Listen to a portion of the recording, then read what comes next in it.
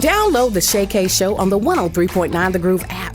The Chea Show, where truth and entertainment collide. All right, loves, you are listening to the Chea Show. We're over here on 103.9 The Groove, and I am excited because I have someone who is co-hosting with me today, and I don't know where we're going to end up, so I just want to warn you now, just hang out for the ride, put your seatbelt on, grab a drink, something to eat, some popcorn or something, because I have no idea where this is going. In studio with me is a good friend of mine, a gentleman who, they call him Black Thanos. I just want to throw that out there. Jesus Christ, I have to throw that out there. Mr. Andre Williams, who I have known for a few years, and I can't even sum up everything you do, so I am going to let you introduce yourself and tell them all the stuff that makes you drink. My name is Mr. Andre Williams. I lead the boys choir. No, let me quit lying. Hey, y'all. Andre Williams, man, also known as Drea Gemini, also known as, to some, Nevermore. So, I'm sorry, what? Nevermore. Oh. I'm a Ravens fan. Come on now. Okay, I didn't know where we were going because, I know some of the conventions you go to. I didn't know what was going on. Look, you've seen these purple. We've seen. Oh, can I see this? Okay. Oh. Okay. Yeah. So Nevermore. Yeah. Here we go. Paraphernalia from these teams. I'm not a sports head, but obviously there's an issue here. Oh, there's definitely an issue. There's too much orange in this room already. Yeah, that's where I see where we're going. You're absolutely right. You don't know where we're going. I have no clue absolutely. where we're going to end up. We need a mat on the floor. There's going to be a DDT in the room. Into the hover lane in Chi-Town. Okay. So yes.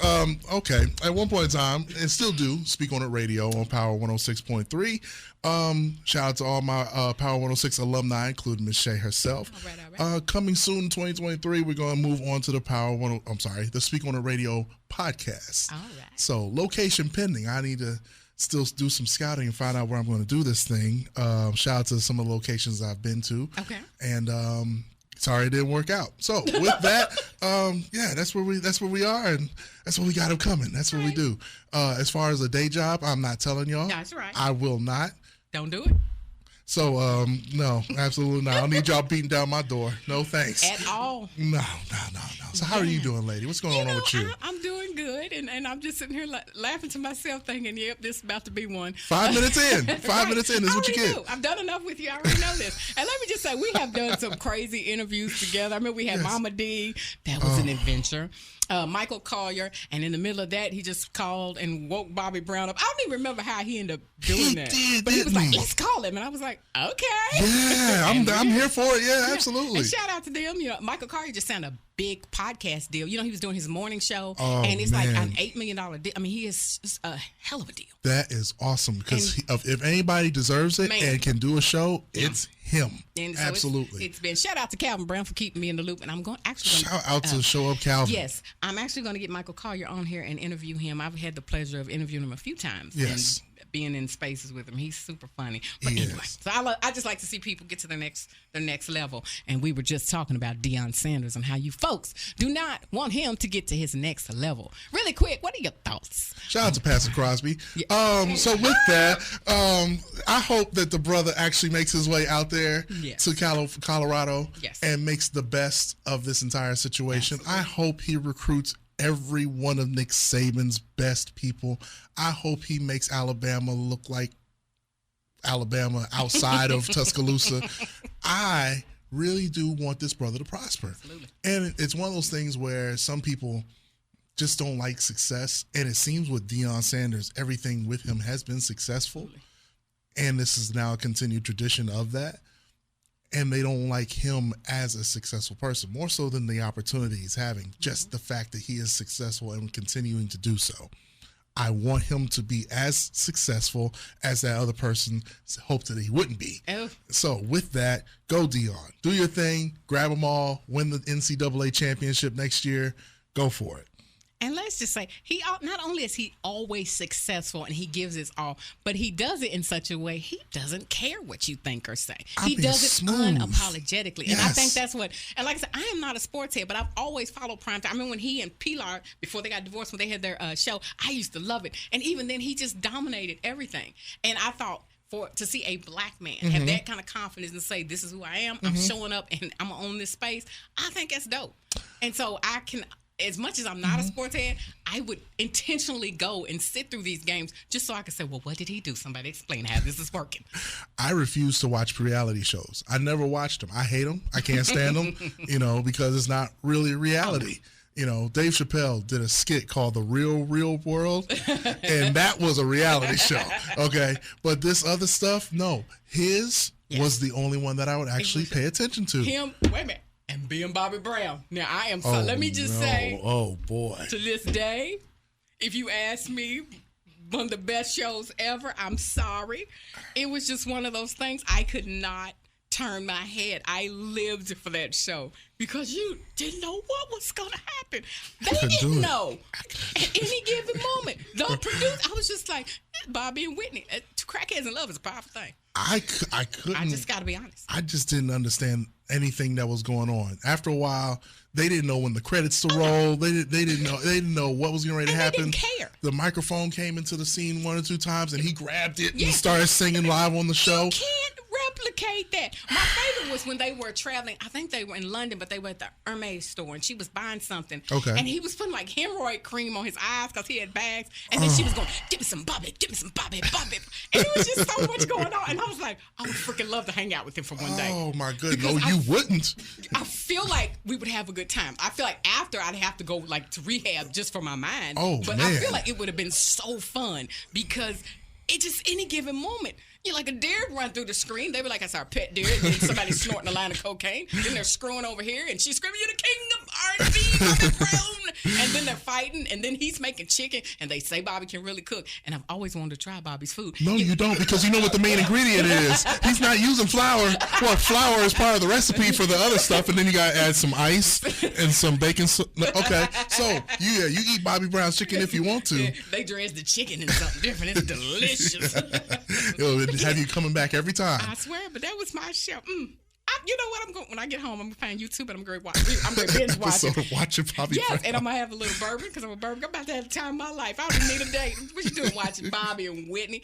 And shout out to Bobby Brown for his biopic because the new edition biopic was thunder, but Bobby Brown's because when he's dying and she said, "Give my crack, and she moonwalks out the room. I did not see this. Oh, you gotta watch it. No. This week Saturday. That's what I want. That's your assignment. No, I don't want to watch anything else, Bobby, especially recently, because I can't tell the difference between him and TD Jakes. I don't know. You see them both, and you don't know who's who. Well, and TD's, I literally just made a social media post.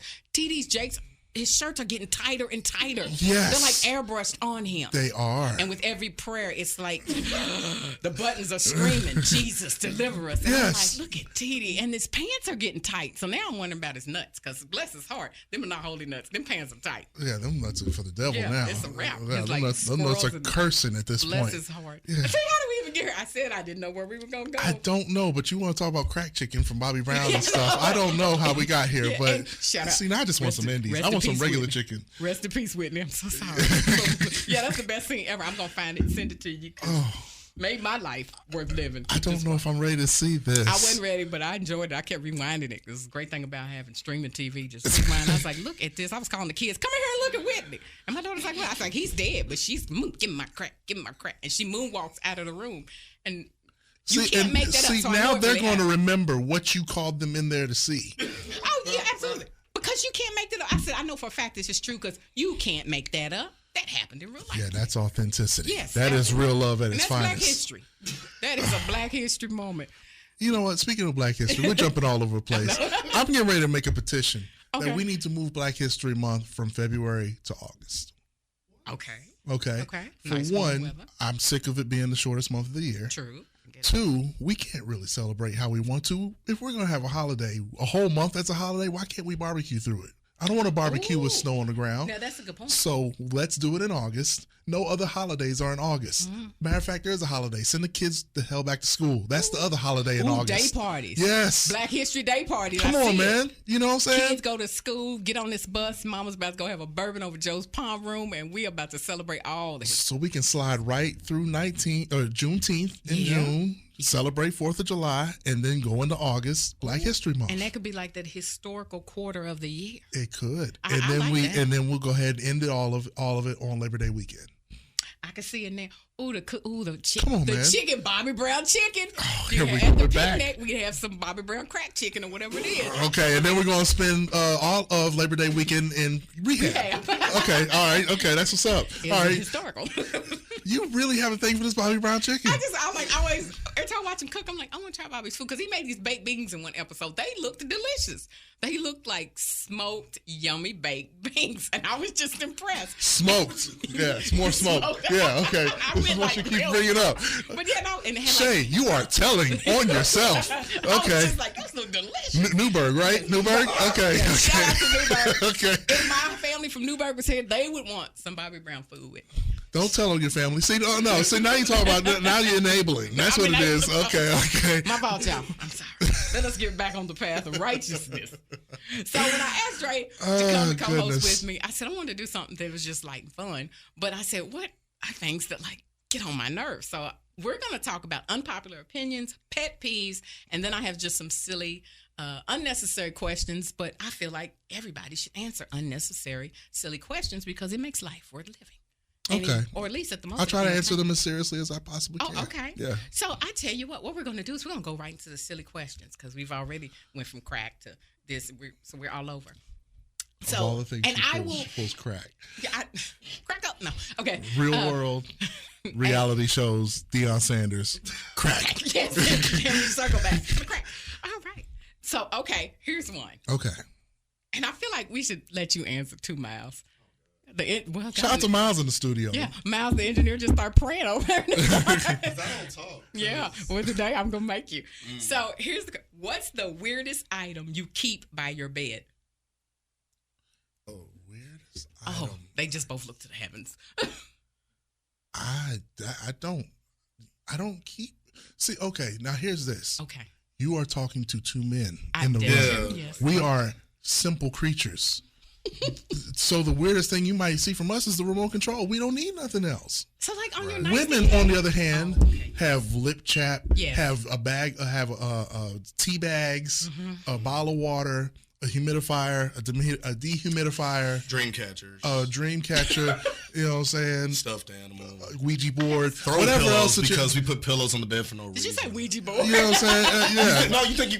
Okay, Okay, all right. You put it under the mattress to keep the spirits away from all the people that have been on the mattress. So whatever the situation may be, you know what I'm saying? This is the type of stuff that y'all keep on y'all side of the bed. Yeah, you got a point. We there. have a bottle of water and a remote control. Weirdest thing, maybe two batteries. And maybe we might not have the batteries very long because something on your side of the bed ran out of batteries and you didn't use ours.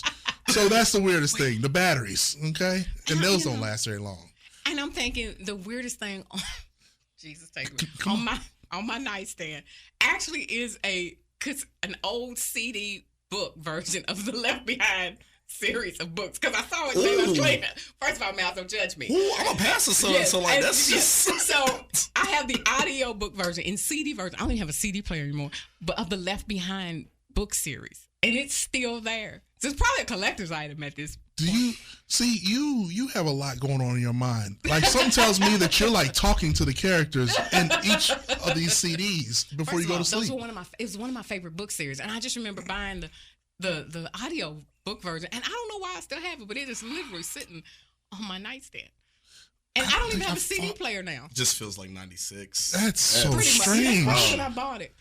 It's probably one of my oldest children. Why is it still there? I don't know, but it's like I can't part with it. I don't want to be left behind, I guess. You're not throwing it away. You're just like maybe putting it like where the rest of your CDs are. Like where are the rest of your CDs? Well, they're like in the closet. Okay, so why can't you put them with the rest of the CDs? Well, it's left behind. I don't want to sin and put it. It's a sin to clean your room. I dust it off and clean everything. Put it right back where it goes, you know. I dust and clean all the time. Because I have OCD, so I don't like junk and mess around me. But for some reason, that has like a permanent place next to my bed. So now it's been here this long, so why move it now? Is that what your philosophy is? It's pretty much like it's a part of the decor. I feel it. Yeah. It's part of the And aesthetic. at this point, and I'm just thinking I should probably put it in my will and leave it to one of my kids. just because it's a historical piece of property. Mom left us her Left Behind CD audiobook. My son, who has never seen the CD, is probably like, what is that? And how do we play it? Do I spin it on my hand? What do I do? The lawyer reading that off does not deserve the curse words that are going to be coming to him when he reads that. Because the only thing they're going to want to hear is where the account is and how to withdraw it. If they hear anything about this Case Logic book and the CDs that are in it, and that's what you left them, oh man. What you do is record one more DVD, and they have to watch the entire series to get like a scavenger hunt. Yes. Oh, my kids would be so mad. Oh, they would. Ooh, I could hear my son would be just heated. But how mad would you be if you never watched it and like you're broke and you're like, man. That's fun. Now that's hilarious because that's almost blasphemous. He's going to be cursing the entire time watching it. That's why it's great. Because he's going to be cursing in the Bible stories. Come back and hunt them and say, had you listened, you'd have all of this. Now look at you. You're living in a tent with your wife because you wouldn't listen to these historical CDs that I had. So basically you're saying the Bible's going to possibly lead to his homelessness? Oh, God, bless America. Yeah, we are on the off-ramp, exit 4 of I-264. Oh, I told you, man. I don't know where we would go. I knew that. That is, oof. That's rough. That is rough. Oh, man, I would hate to go my whole entire life knowing that that's the reason why I'm poor. Is because I didn't listen to the Bible. Yeah, you just left behind. You could have listened and just been enlightened. My goodness. Miles, there's nothing on next to your bed. See, I'm just a nerd, so the weirdest thing besides my bed is HDMI cables and microphones. That's the DJ in you. It's Meanwhile, very uneventful. I have left behind. Depending on the young lady that he might bring to his bed, that HDMI cable might be used for something else. That is a testament to all the conventions I know you go to. Shall I take that again? Dre tours all of the wonderful, what do we call them, conventions? I just watch your social media and go, all the shout out to all my adult movie star friends. Yeah, see, it's nothing to see Dre pop up and doing an interview with 8 porn stars, and I'm like, gosh, and then I'll jump on and say, can you bring me some Garrett's popcorn back? And then I find out when he hits me up and says, oh, I forgot that they're already 1 hour outside Louisville because my cousin was with him and she told me, we were almost home before Dre asked her. I was like, y'all didn't bring my Garrett's. I'm so sorry. That's but all right. Hey, if anybody is listening to this podcast right now, I'm pretty sure it's several people. I mean, it's Chea. Everybody's listening to it. You probably will never know the smile that I got whenever she mentioned these Exotica conventions that I go to. If you ever get a chance to make your way out to one of these Exotica conventions, you will see things that you don't think that you're supposed to see in real life walking around in the middle of the day at 3 o'clock in the afternoon. I'm going to go to one. Oh, it's wonderful. It's wonderful. Oh, okay. He got so serious, you guys. He said, oh, it's wonderful. It's wonderful. I'm going to go. Miles, it's wonderful. See, here's the thing. Miles. Shout out to my homie Lyric. So shout out to my homie Lyric and Beyond the Shade. Hey, shout out to Beyond the Shade. Yeah, he's in deep. He knows. He knows. See, that's how I test. Everybody be like, I go to them like, nah, all right. I will tell you this. BTS. It's been blowing up. It's to the point now I feel like this might be Louisville's GDP. So Lyric's been with me at some of them conventions. We went to the one in D.C. last year. The Amira show be out there too. Shout out to Amira. I had Amira out there in D.C. I don't know why I know so much about Come on, man. You know everybody that's at these things. You need to be there too. Shout out to Amira. That's my station, baby. Yep. I have to ask Amira literally, baby, do you have a bra on? Do you have a top on? Yes. Please show up with your clothes on. And I love her. If it's a windy day, she calls me mama. She'll say, mama. What should I put on? Panties and a bra, and then some clothes. See you in an hour. Love her to death. But she is, yes. I love her entire body positivity. She is so free. But sometimes I have to tell her, could you just put them up for just a minute? This is a meet. Because they're just they're literal accessories. Yes, for her, she's like, what? Y'all don't want to see this? And I'm like, no. And it was when she had the pussy bucket. And she walked in, we were eating lunch. I said, what is that? She says, the pussy bucket. I said, oh, okay. So what's in the bucket? I didn't. And then she explained, and it was all of her positive affirmations and stuff. And I was like, oh, that's cool, but I probably am not going to take one with me. You should. Meat, but you can bring it with you, darling. Either that, you need to put one in there. Yeah, come on, Sugar Shea, insert something into the bucket. Oh, not the Sugar Shea. Sugar Shea. Yeah, that's my nickname that Dre gave me some time ago, and it has stuck. I've had people actually say that to me while I'm out. It's been earned, rightfully so. Yes. So on a few of my magazine covers, I chose to be Santa, and I chose to display part of my cleavage. The sugar cubes. Yes, and from there, it took on a life of its own. And I actually am proud because those were some of my highest rated issues, or they got the most views. So I'm just saying, you know. Man, we're about how many days? We're about 7 days into December, and we ain't seen the reemergence. We haven't seen the annual Sugar Shake. Yeah, I think I'm gonna have to do one. D. Johnson, if you're listening, I think we got to do a photo shoot and bring out the Christmas ornaments. Absolutely. Shout out to my man D. Johnson. Absolutely, most definitely. See, we just end up everywhere. Okay. Here's one because now I'm curious. Do you have a secret talent? A secret talent? I don't think that's any of your business, Sugar Shea.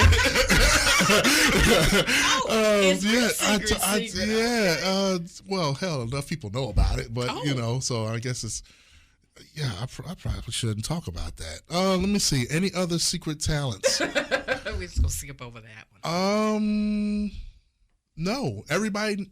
See, I don't want to say that after following up what I just said. Everybody knows my talents because I don't want to say that. That's terrible to say. But mostly everything. Judgment tone. Go ahead. But yeah, I don't. Everything that I'm capable of, I've displayed. Oh, okay. Well. It doesn't sound as good as I want it to sound. It's taking a turn here. Yeah, that's bad. I'm gonna get all kind of calls. They're gonna jump in my inbox about it. I'm gonna be like, here's what he really meant. He meant that he writes books for children and yeah. I don't know if that's a good one. Because you would think like the simple answer, like I know how to juggle or I know how to like ride a bike or something. Juggle, yeah. Okay. Oh, okay. And then still taking a turn because you know what I'm saying? When I was a bachelor, 2, 3, 5, 10. So well. I don't know. I don't have really. Damn, that's a good question. I'm glad. Yeah. I'm glad you didn't give me any time to think about all night. So like, what is yours? Like it's probably not a secret talent, but it's one of those things that trips people out. So like I can sing the entire Dukes of Hazzard theme song, and it's like I love the Dukes of Hazzard. Like Uncle Jesse was a bootlegger; he was the original gangster. He wore overalls, and he was with the shits. Okay. At all times, I love that show. And it said, "Just them good old boys, never meaning no harm. Beats all you never saw. Been in trouble with the law since the day they was born." Oh, this is serious. Curves. Okay, there you go. This is deep. But yeah, it sounded good. It sounded good. It was one of those things. I used to be in the house just bopping. All the other kids would be outside playing, and I'm like, "Go, Luke, go!" And I always wanted them to get away, and I love Roscoe B. Coltrane. And then that was my childhood was weird. I liked stuff like that. That's not weird though. Okay, that's a happy childhood memory. Yeah, I also, my other show was Give Me a Break with Nell Carter. I always thought her and the Chief were getting it on behind closed doors. I just want to throw that out there. I'm sorry, Shay. I'm too young to know anything about that show. Give Me a Break. Only break I know of is She was a black housekeeper. He was the chief of police. It was on NBC. Oh, that is and he was a widower, and he had 3 daughters. The only break I know of is a Kit Kat. Break me off a piece of that Kit Kat bar. No. And it sounds like that's what you thought was happening in the show. Yes, they were breaking each other. Give Me a Break? Yeah, so now you got. When did this show come on? It was like 1984 to 88 or so. I was between 2 and 4. Well, had you been my dad, I'd be like, go in your house and watch Give Me a Break because the Chief's breaking her off something. Nell Carter, I think she got famous on Broadway or something, and that was like her big breakout show. So at this point in time, when you're talking about during the time that was going on, I was in Germany. Okay. So we had one channel in Germany called AFN, the Armed Forces Network. So with that, all the other channels, of course, were in German. If you wanted to watch TV in English, you watched AFN. And you were at the mercy of whatever that one channel showed. So if it wanted to show Days of Our Lives for 24 straight hours, then you watch Days of Our Lives. Or if you watched a sporting event, it was 6 months behind because they had to get clearance from whatever league that was showing. So when I would then make trips to America, because I used to be a wrestling fanatic, by the time I saw that The Undertaker had finally made his debut, by the time I get to the States, he's already the champion. So I'm missing out on this type of stuff. So these shows, like what you're talking about, I missed all of them. I saw Amen. I liked him. I'm sending you a playlist tonight of shows I want you. Now you got assignments. I'm gonna be like, you need to watch at least one season to give me. She wants me to watch Give Me a Break and watch Bobby Brown make crack chicken. Oh my goodness, best show ever! I can't wait tonight. I'm binge watching it. Okay, we have gone to all different places. Oh, here's one. If you could make the ultimate sandwich, what would be on it? Oh, I've done that. That's easy. Yeah, come on. Go for it. That's easy. I like to take like salmon croquettes. Okay. You take salmon croquettes with some bacon and like just some regular like deli mustard and just toast the bread. Like you don't even have to do much. That's the thing. People complicate sandwiches. I like to put guacamole on mine every now and then. Okay. But stuff like that, it's just real simple. Well, you know that, because I probably wouldn't put a croquette on a sandwich. But now that you said that, I'm intrigued. That is intriguing. I never have time to sit down, so everything is a sandwich in my world. My uncle was like that. I grew up, so my uncle, shout out to my Uncle Junie. Everything was like macaroni, cheese on the sandwich, spaghetti's on the sandwich. Everything went in bread because he was always on the move. And as a child, I used to be like, oh, a spaghetti sandwich like him. My mom was like, sit your ass down and eat at the table. And it was one of those things, but everything went on. So I get it. It was always on the go. See, these questions are making me realize how simple I am. Because I have nothing but my bed. You got a sandwich. You never watched Give Me a Break. I never watched Give Me a Break. You know what I'm saying? I don't have no talent that I kept to myself. You know what I'm saying? And now when you talk to me about a sandwich, I'm just thinking Subway. This is simple. You know, I'm. This is simplicity at its finest. I think that might be the difference between men and women. Because I'm over here like, on my sandwich, I would like to have imported bacon. Imported bacon. Yes. You want duck bacon. Fancy pig. I want some duck bacon on there as well. Duck bacon is good. Did you say duck bacon? Yes, duck it's bacon delightful. is good. It's delightful. It'll change your life. What part of Newburgh is this from? No, duck bacon is a thing. Duck bacon. Put that on your assignment list. Duck bacon. Yes. That's not a thing. It can either be really expensive or really cheap.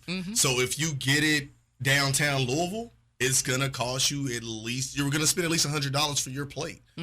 But if you get it from Bowling Green, Kentucky, next to the lake where the ducks are. Yes, next to somebody who owns a lake. Yeah. And just happens to have a lot of ducks. They'll be like, hey, let me get Daffy Duck. Be right back. And you get some duck bacon. Man. It's delicious. Duck bacon, duck jerky, all that.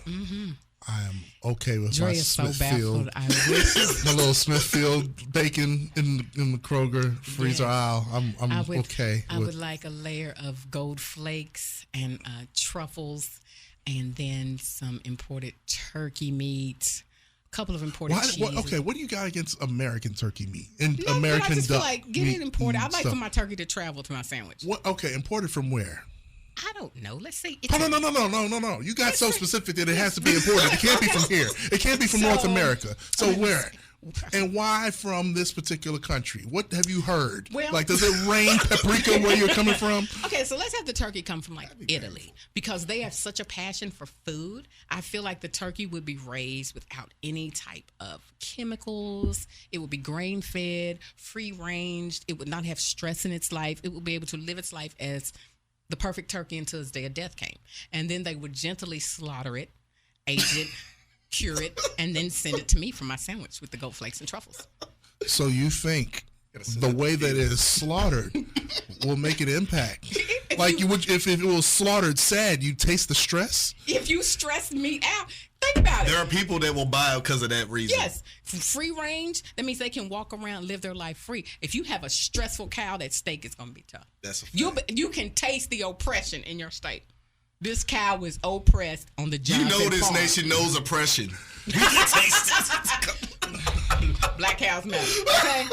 I'm telling you, can taste. Ladies and gentlemen listening. Stress beef.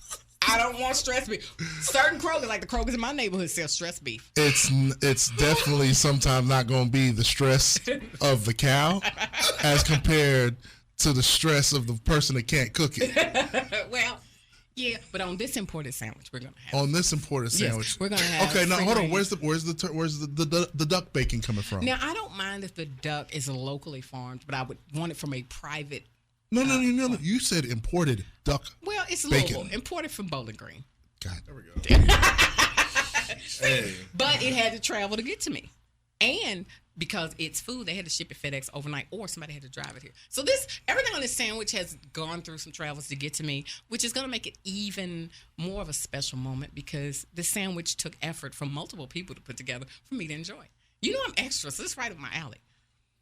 I don't see the fact of thinking of how much the sandwich had to go through to get here would make me not even want to eat it. Oh, I would, and I would eat it while watching probably episodes of The Game on Netflix.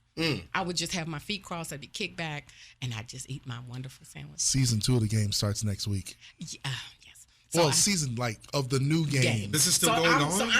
So I'm watching season 1 people still watch of the this? new game. Why? Just watch ESPN. It's better. It's the same thing. You can watch both. The new season's interesting because the new season is dope. Whatever her name is, what's her name? Yeah, Tasha Mack. She is the producer, and Jose. What's the name? Jose. Oh, he is fine. Let me just say, he is aged deliciously. He is the other executive producer, and you can tell because anytime somebody produces something, they tend to make their character a little more. Yeah. And you could tell, but he's so fine. And so I was watching like episode 3 of season 1 before I got here. Okay. Because I just binge watched the other original series and seasons this weekend. He is wonderful to look at. And there's a young man on there with these amazing eyebrows, and he's playing with the football players. And he's also in what is that? Raising Cain in the Power series. He's wonderful to look at. I mean, there was a lot of joy in the episodes I watched. I can honestly say I don't know who the gentleman with the eyebrows is. Yeah, I don't know his name. I just remember seeing him, and I went, because he was beautiful. So tell me about the population of women who really look at men's eyebrows like this. There's a lot.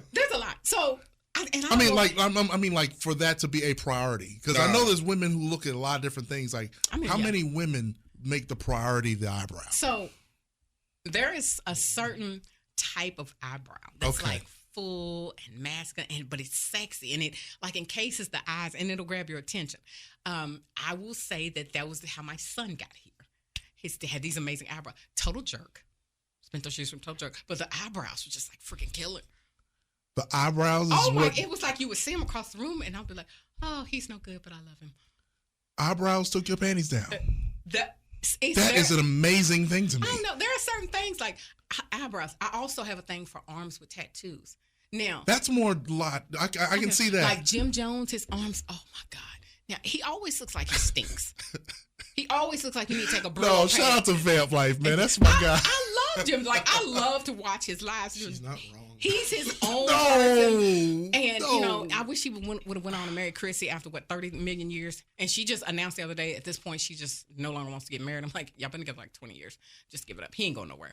But his arms, oh, my God. And I used to watch the videos for him. And I got to see him one time at concert. And I don't even remember what he was saying. I was just like, look at his arms. He's gotten bigger over the years. All he does is work out. All he does is work out. His whole exactly. Instagram is a workout page. Yes. And it's wonderful to look at. He just does the workouts in the weather. I think, yes. And my favorite is when he does the videos when he goes outside in the weather with just his robe on. Because in my mind, I'm like, robe fall off. I don't see this much. I did not know that he was doing all this. I do. And I don't need to know that he's older, doing this much. I just need to know when his next CD comes out. Maybe I'll turn into a dirty old lady. Maybe I do need to go to these exotica festivals. Yeah, come on, because you're getting horny off of arms and eyebrows. There are just certain things that as women we see them, we're like, oh my God, look at this. Look at this. It's just, I don't know if, women, we can be more complicated. We're difficult. But there are certain things like a guy could look like Grimace, but there could be like, oh my God, look at his hairline. It's so sexy. And you will ignore the purple Grimace part and just be like, oh my God. And that's the guy like you take home to your family. There was a video that I shared on social media. This guy who was a cross between Ludacris and Martin Lawrence, somebody morphed him. Okay. And they said, when your family finds out this is the guy you've been crying over, and this person is laughing hysterically. Dying laughing. And I laughed for hours off that video. Just laughing at the person laughing. Because I was like, I've been that woman because they're like, really? And I'm like, you don't think he's handsome? And dude looks like a gargoyle. Yeah. But in my eyes, there was something just made me say, oh my God, look at him. And your family's like, get her tested. Something's wrong. This is the reason why we say as men to women or about women that y'all are difficult. We would never guess this. Yeah. We don't know. Because at one point when we're growing up, we hear about make sure you have on decent shoes because women judge you off of your shoes. It don't mean nothing now. No. But growing up, that was one of those things. Make sure that you always have clean underwear on. Mm-hmm. You know what I'm saying? Because women could almost sense that your stuff is falling apart under your pants. So don't, make sure. Now, it don't matter if you have underwear. Or if your underwear, the inside is the same color as the outside. Because there's a lot of stuff. Well, now those type of things. The bigger the project. Yeah. The bigger the attraction. Yeah. Notice how she said about Jim Jones. Yeah. He looks like he stinks. Yeah. No, Jim Jones, I'm in here fighting for you, brother. I know you're right. Fix him. We can get his hair fixed. We can get him some. Hey, Jim Jones, if you hear this, man, I got faith in you. I know you're zestfully clean, man. Come on, man. Bars, I see it every night. Like, you're like, how did that happen? It's like, ma'am, I don't know if he's homeless or if he just got out. That is my husband. He just got married. Coming from my wedding. He sleeps in a tent on the middle of Broadway. Didn't matter. But yeah, I get you know what? That's a good point. The bigger the I think it's when we see, look at potential and oh my God, I could change this on him. I could get that. And so it's something to do. He's going to keep us intrigued. There's something to do. And when we turn him into the man we want, bam. See, that's the other part. You need him to need you. That's part of it. Especially you start empty nesting, your kids get grown. It's like, let me go find a homeless dude. Oh, wow. Goodness gracious. He's your stepfather. Broadway Ben. Sinbad told a joke about that a couple of years ago. See, and then the joke he told is completely contradictory of what you're saying. He said something about all the old men that women go after are rich. They don't go after old, nasty-looking old men. You don't say, oh, look, he's cute, but he's homeless. Come here. Now when it comes to old men, a little younger. A little younger. If they're my age, it probably wouldn't intrigue me like that. If he's old, I need him damn near dead, but with some money. Because I don't mind pushing him around in a wooden wheelchair. I'll bring Willie Earl with me. With some money. Wheelchair? Because that's how old he is. He's got one of those flowers in the attic type of wheelchairs. I bet you I bring him to the con. I bet you I bring him backstage. We'll be in the green room. And I'll be, Dre, could you poke Willie Earl, make sure he's still breathing? I don't want to touch this man because I don't want to be accountable for anything that's going to happen to him. Take this stick and poke him. He's still breathing. Willie Earl, you okay? Give him some medicine. IV pole. I mean, if I'm going to go old, I'm going to go to the grave. It's just like the stocks, man. Like every day we're going to drive past the cemetery and I'll be like, next stop. Oh, and the cool thing about you see the young people, and she knows, you already know the young people, you ain't got to spend that much. You ain't got to spend much. This is bad. You really don't, because all they want is Jordans. Yeah. You give them a pair of Jordans a month. Not anymore. Not these kids.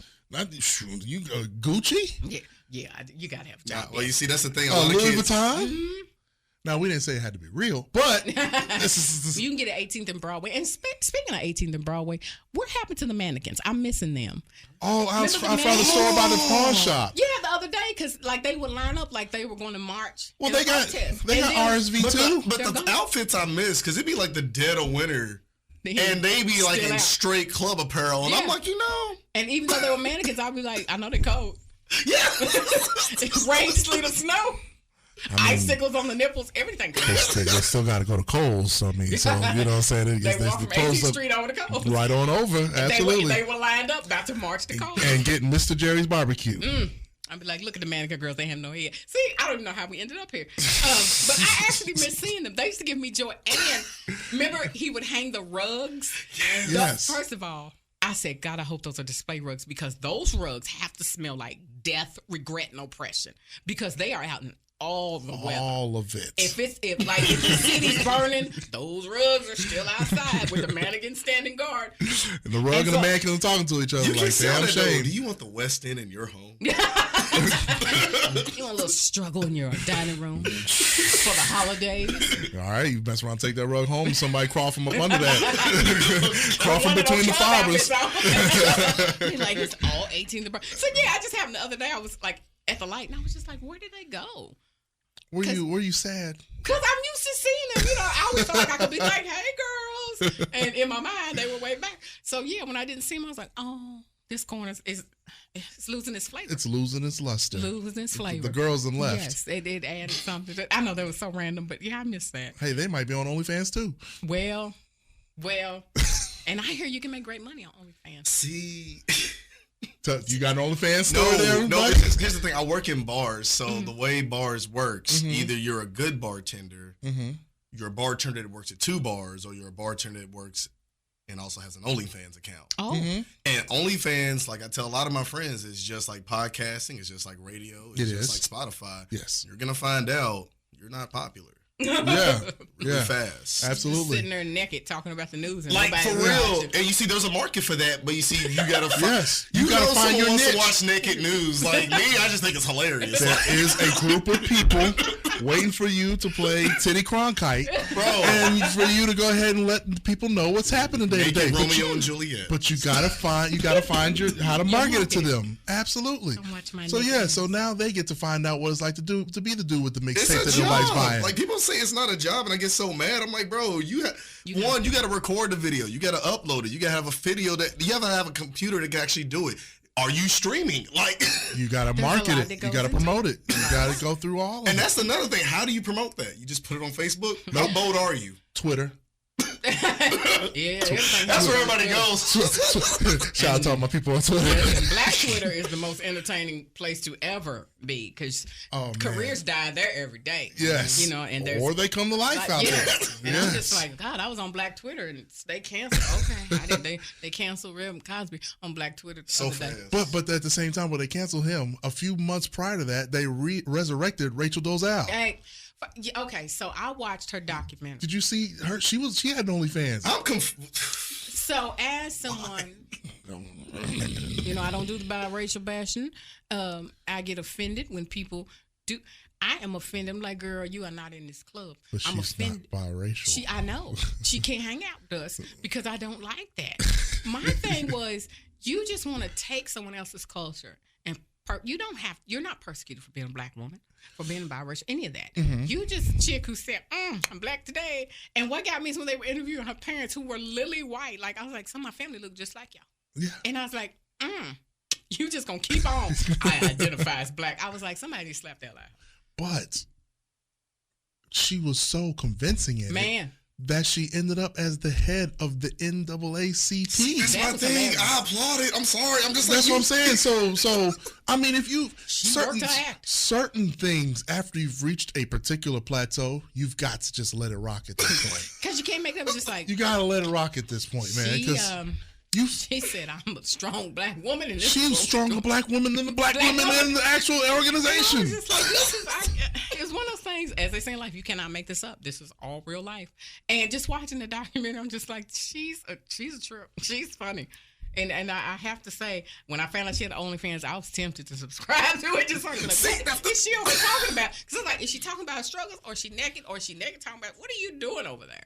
All of it. Yeah. If it's going to keep her attention, she's going to do it. And I'm just like, so I didn't know if she's going to like recite my Angelo poems and say, as this strong Black woman that I am, phenomenal me. But that would be content. And I'm like, it would be intriguing content. Yeah, and I'd be like, girl. And so then I would then text people, you got to look at Rachel. So now I've got a controversial question. Okay. I'm ready to get canceled today. Let's go. All right, so let's go. We can go on.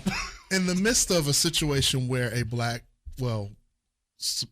kind of insinuated Black woman became the head of the NAACP, how would it happen, or how would it be viewed if a straight man or a straight woman became the head of the LGBTQ community? Would it be viewed the same way? Probably not. I think that their fallout would be even harsher. You think so? I really do. Because one thing I will say about that community is they stick together. You will not disrespect us. You will not, it's one of those. So I feel like if somebody wanted to perpetrate themselves and say that they were gay or lesbian or queer and get into the role and they're not, I think it would be. But really what if they decided they weren't going to say anything? They said they decided they were just not going to identify. I prefer not to identify. And they then work their way up that ladder. Well, now that's interesting. Okay. It's one of those, you can't really call them on that and keep the same line of thinking. They have the right to not identify. Yes. And then the next thing you know, here they are getting married on CNN, and they're like, well, he's marrying a woman. How dare he? That would be like, It would be like the movie Angels and Demons, where they said the biggest trick the devil ever pulled was making everyone think he didn't exist, and it was this big thing about the Vatican. It would be something like, it would be like this historical, monumental crashing of communities. Thoughts? I actually believe like the biggest separation between the two is money. The LGBTQ community invests in each other. Absolutely. The NAACP and black folk, we stick together. We show up at the cookouts. But when it's time to ask for money, or when it's time to actually build, that's not there. One thing I love about working in radio is I get to work with all people. I've had the pleasure of working with the Kentuckiana Pride and the Louisville Pride. Yes. And I will tell you right now, organizations. there is like, and I know everybody has issues or whatever, but for what I've seen from the parades to the events, during the day, over the day, it didn't matter. Rain, sleet, snow. It sure didn't. One of the artists' voice was lost. Doesn't matter. Like, the thing is, they invest in each other. So in order for that to happen, somebody's going to have to make the correct investments to where it really doesn't matter. Great example, Adidas. Let's be real. It has Nazi ties. Yes, it does. But people have made the correct investments to where we don't talk about that. And they've done some scrubbing of their image over the last 100 years. Of course. And well, most not big 100, but corporations 80, and 70, how many years it's will wipe away what needs. And we're so, unfortunately, culturally, and that, I mean globally, humans just want that instant gratification. So we don't care most time about the backstory. We just want to say, okay, I like it. Yeah. This is okay. So we don't mind that you scrub it away, that it has bad history, bad ties. And then we get into that, well, it didn't impact me. It wasn't my family type of mode. And we just That's don't the care. American way. That It don't is the affect American me. way. Yeah. Absolutely. And that's pretty much ingrained in all of us at this point. Okay. So, yeah. Yes. We just saw, yes, we are so over there. Oh, which means we need to get into our unpopular opinions since we're already. Oh, that's good. Okay. So you want to go first with your unpopular, or you want me to go first? I don't know. I'm a submissive woman today. I take directions. I just want to throw that out there. Okay. Well, let's go with women then. Let's talk about the fact that women are no longer the victims in divorce anymore. Ooh, okay. Yes, I've had this conversation a few times. Go ahead. I have seen 3 examples over the last 5 years where women are getting the best of this entire situation. First off, Rhythm Nation. Oh no. People are just now starting to circulate this thing around Facebook. They're just now seeing the details of how Janet Jackson added another $100 million to her wealth through the situation of marrying Prince Al Wissam or whatever his name was. And it just got swept under the rug. That is the most manipulative situation I have ever seen. Do you know about all the details behind it? No, not all, but. Okay, check this out. They got married. The initial agreement when they got married was if this marriage doesn't last, but it makes it past 5 years at least, I'll give you $100 million. Actually, it was $500 million. And she said, okay, I'm married to you. I'm here to be here forever. So we don't even have to worry about that. A year into the wedding, things were going wrong. Everything about what she thought she was getting ready to be in just started falling apart. She started trying to do little things to make it work. It did not work out. In the midst of knowing that it was not going to work out, she started getting her tour together. When she found out that while she was getting her tour together, that he was possibly going to file, because remember, she was supposed to be coming to Louisville, and all of a sudden the Louisville date got canceled. That's when Janet, at 49 years old, decided it was time to have a baby. Well, why was that baby born? Well, it was born as an insurance policy. Paycheck baby. Paycheck baby. Look at little paycheck baby. So even if we don't make it to the 5 years, we're still going to get some money out of this. That child support payment is getting ready to be astronomical. So the baby was born. Things were happy. Things went on. Things kept on. Then it started going downhill again. Then the last year before everything was getting ready to break apart, that's when the housekeepers, oh my God, he's so terrible to her. Oh my God, I don't know how she does it. And right there, 5 years and a day is when the divorce papers popped up. I can't get mad at her for that, though. She wrote it. She said, I'm riding this way. I'm going to be honest. That was me. And like, I'm 3.5 years in. He planned for that to fail. And I'm just like, I'm going to go and ride these next He planned for that to fail. Why would you put up that money in the first place? Because she asked for it. Oh, then no. That's his fault. He was getting married for love. He met this woman. And downtown Louisville though, people get gypped every day. Oh man, people get gypped every day. Okay, that's example number one. Example number two, Jeff Bezos. Well, yeah. Yeah. Hell of a payday. They got divorced. In the midst of them getting divorced, they said he did whatever he did. He had his little chick on the side, what have you. She had a dude on the side as well. There's a difference on the dudes on the side, though. He had whatever he had. The dude on her side was the teacher at the kid's school. They're at the parent-teacher conference talking about little Billy's D, and she's thinking about his with the teacher. Well, so as soon as they got divorced, What? She liked his flashcards. We are truly blessed as a country because that man could have snapped. We all could be gone. See, the teacher. Imagine you two being at the parent-teacher conference discussing your child. I'm the teacher, and she's over here just smiling. We're just smiling at each other. Jeff is just trying to find out why his kid's failing in school, and she's over there like, "What'd you say about D? D? Yeah. And they got married a month after that. Well, they're divorced now. They got divorced last month, but he got something out of it. He got something out of it. Upgrade. Oh, they say teachers are underpaid. Not him. Oh boy. So how the teacher though? The teacher at the school that your kid is going to, every time we go to a play, you're looking over there at the corner, not paying attention to what's going on at the play because you want to play with the teacher after it's over with. You know what I'm saying? I like your teacher. He sent me a note home. But think about it. It could be after being with Jeff and ego and all this stuff. The simplicity of the teacher may have touched her heart. Pick somebody then get the money else. back. Then have that. There you go. That's right. If it's a simplicity, if it's all about the simplicity. No, we're not gonna get the great. You're not gonna get the. Yeah, live under the teacher's salary. That's like buying the game and then unlocking everything later. That's not cool. Bob, I gotta go on to Gatlinburg. Oh my! We love on each other. Get the full experience. Get the debt. Okay. Well, now let's. Oh, hold on. There's one more. Okay. Tom Brady. Oh well, yeah. Hey, bro. Yeah. That's I got nothing there. Yeah. Yeah, nothing. I don't even have to get into that one, do I? Yeah. No. Okay. He went to Tampa. That's what happened. And the trainer. The trainer even helped Giselle move out of the house to the house that she bought across the street. You see me? Their trainer, is who she.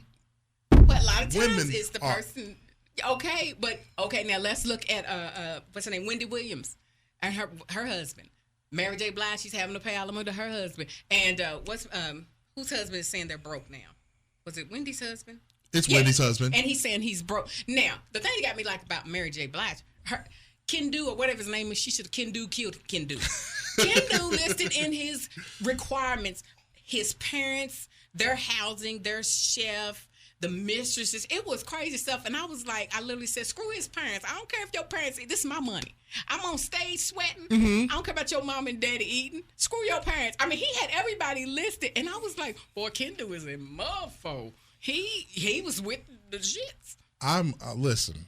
I'm here for that. See? I'm here for that. Because you should see the smile on his face right now. Because you gave me two examples. How many more can you think of? Not very many others. This has been going on for women for hundreds of years. What did Ivanka Trump say? Don't get even, get half. Oh, that's why you got to let this ride out. Then you had Marla Maples married Trump, and Ivanka. She for the longest she had one of the largest divorce settlements in the country. She was with it, but she did help build that. And here's the thing: you talk about women in projects. It's funny. That man being a project. A lot of times we see the potential, so we literally help this man build. I'm not going to discount that at all. So I done put in as much work or more than he has. You build a fortune. I'm raising the kids. I'm knocking you off. I'm helping you build. I'm your secretary. I was your secretary. Oh boy, we're getting another song. Come on. I start waving my hands. Think about it. And you help him build this fortune. So So make sure you get it right. The build up is not the part that I'm talking about. It's the breakup and the move on part that I'm talking about. you move on. It's a business. Think of everybody else in the world that you could have possibly got together with. You get together with the teacher. My kid's still at the school. Yes. So I still now got he's got to to ride home every day. I ain't got to pick him up. See, I'm saving us money. No, a couple. damn that. Ride Wrong. home with mama's new dude. No. So now when I come, to the parent teacher conference, it's not I'm coming to see the teacher. I'm coming to see mama and her husband. Yeah. Who I didn't know was getting ready to be the husband while I was coming to this parent teacher conference. The baby got an A now in the class. He might not. Yeah, he did. He can't give that baby a D and go home to her. Hold on. I bet you his hot dogs are burned to dinner. I tell you what, there's only one D that matters in that house. I tell you that much. And that's why the baby got an A. He's like, I love your mama. No. Homeboy's he's the richest man in the world, and he's still failing his kid. That means he don't give a damn about nothing. That don't mean he don't care. He could buy the school district, and he's still failing your kid. Poor little baby. So like, hey, how's he doing in school? He got a C on math. Like, But I suck. No, I'll care. It was good. Thank you. His grades we can do it again tonight. How good she is in bed. Yeah. So mama got to bring her A game so little Junior can get out. And guess what the telltale was? The fact that they got divorced last month. He said, I can't do this no more. And walked away with a check. Now, I strongly believe in prenups. I say that all the time on social media. I get attacked by women. Why would you say? I said, because I believe in prenups. Mine is mine, yours is yours. Now, what we build together, we can split that if we split up. That's something that does not offend me. So when people say, I would never, you're not the person for me. Like with Candy, when she was marrying Todd. And it was funny because her mom was like, he's going to take it. Who? And Candy, Burris. Oh, we're doing reality show stuff. Well, again. Okay. I was interested in her and Todd because, she is worth about $80 million. One thing I say about that chick grinds. And even without the reality show, she's got success because she's got songwriting credits and production credits. Out of the world. Yes. And songs that you would never even know. So she had a fortune. She met him. He was in production. He was doing okay, but he was nowhere near what she was doing. And I remember, it was 2 days before their wedding, before they even signed. And I was like, sign the prenup. I don't find it offensive because here's the thing. If I'm getting married to somebody who's worth $100 million and they want a prenup and I say, okay, if we split, I'm going to get $5 million. Okay, I know I'm going to walk away with something. But if we're together, then I'm living high on the hog with you. So I'm going to be good either way. Now, if the prenup says I get nothing, if you're going to do me like Orange Juice Jones and tell me to take what you can, that's different. Yeah. I'll be like, so I don't get nothing. So you get to cheat and I don't get nothing. No. You better start getting stuff while you're in the wedding, while you're in the marriage. You know what I'm saying? I bet you like Shawnee O'Neal and start sneaking it away. Because I remember their divorce and everybody. Man. I said, I was like, she's a cold business woman.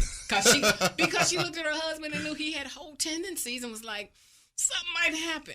Let me start now. She goes to Kmart because Kmart was opening the shop. The bill was $200. She puts $200 up. She had a whole little scam going. It was I was like, she was looking out for herself and the kids. Don't be mad at her.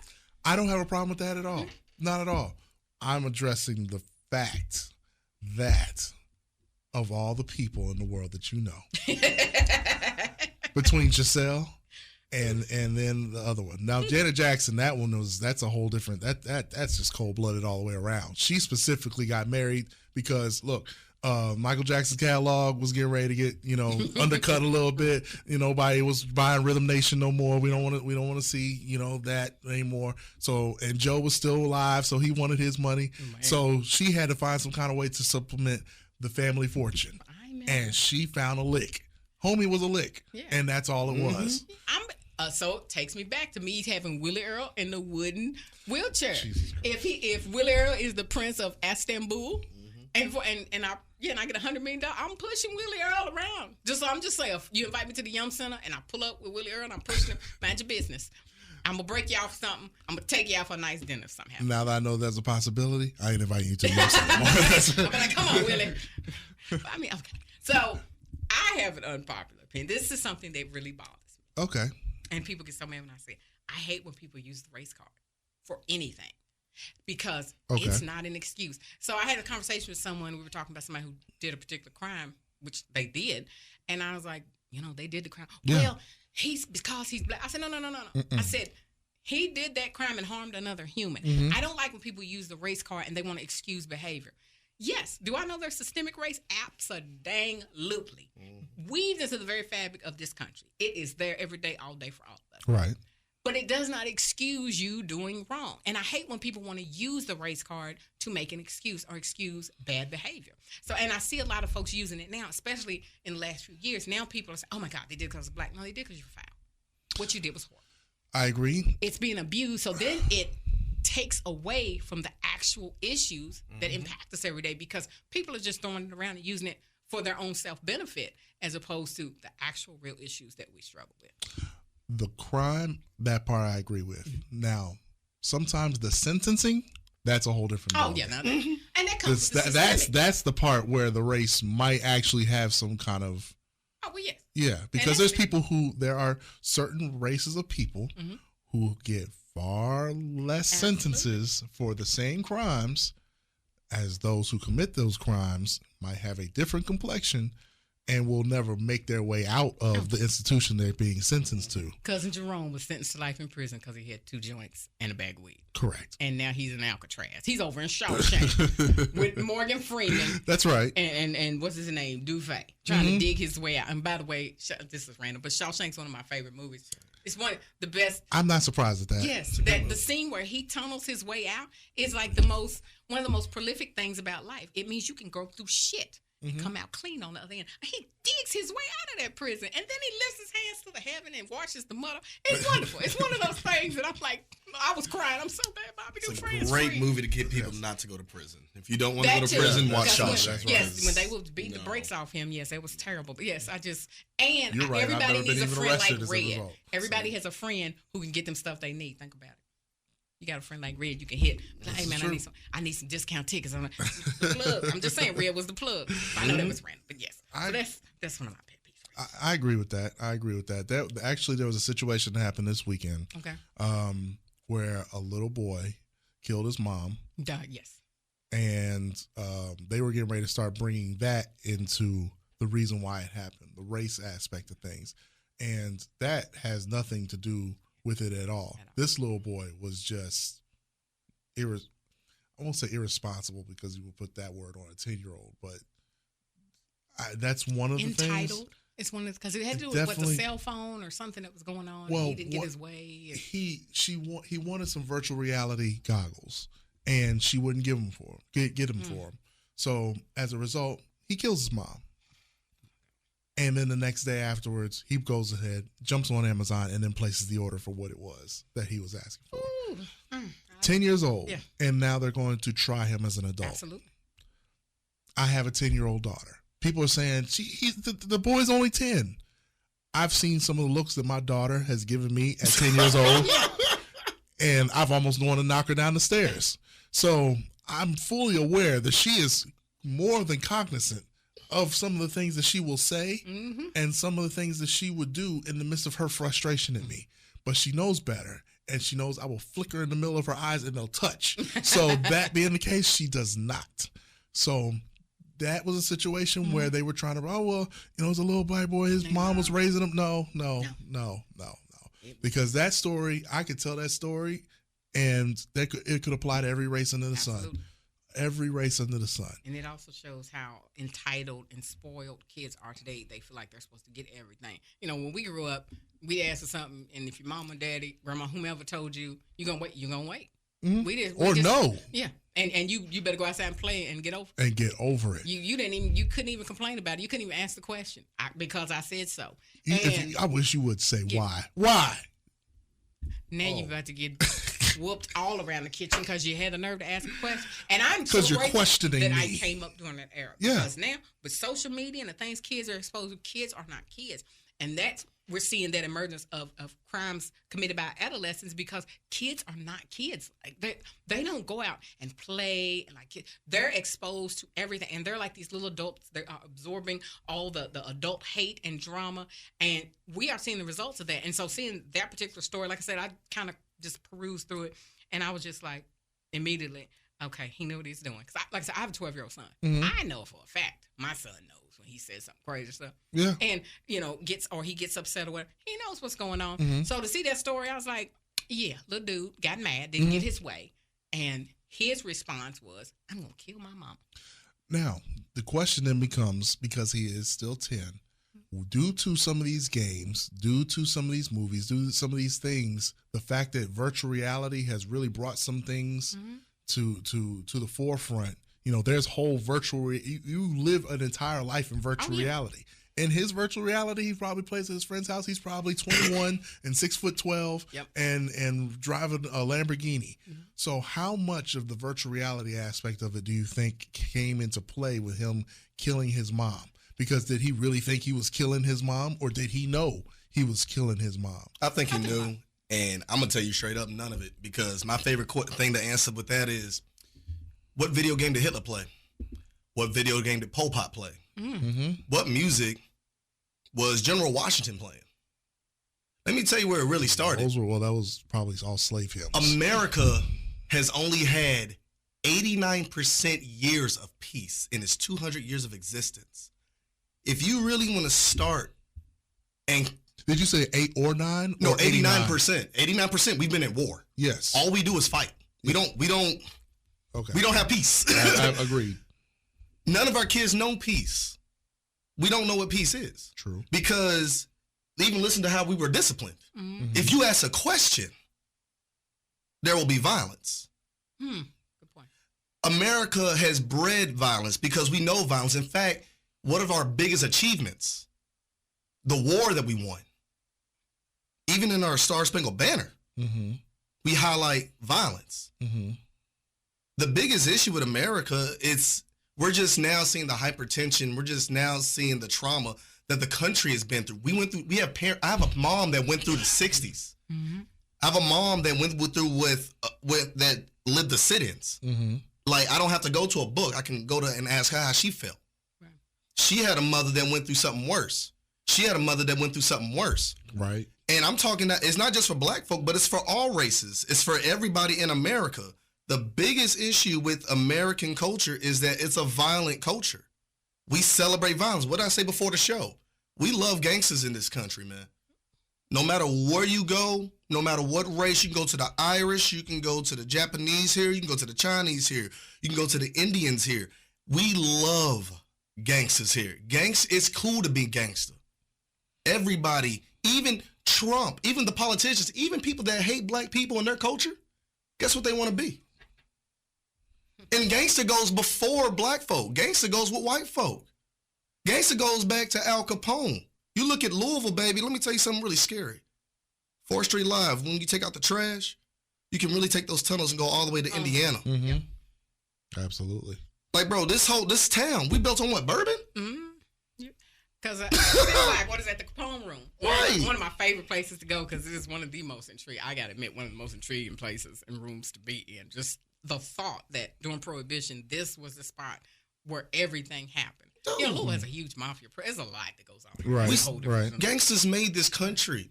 And the thing is, we don't want to admit it. That brings my next pet peeve. My biggest pet peeve is people who don't want to be who they really are.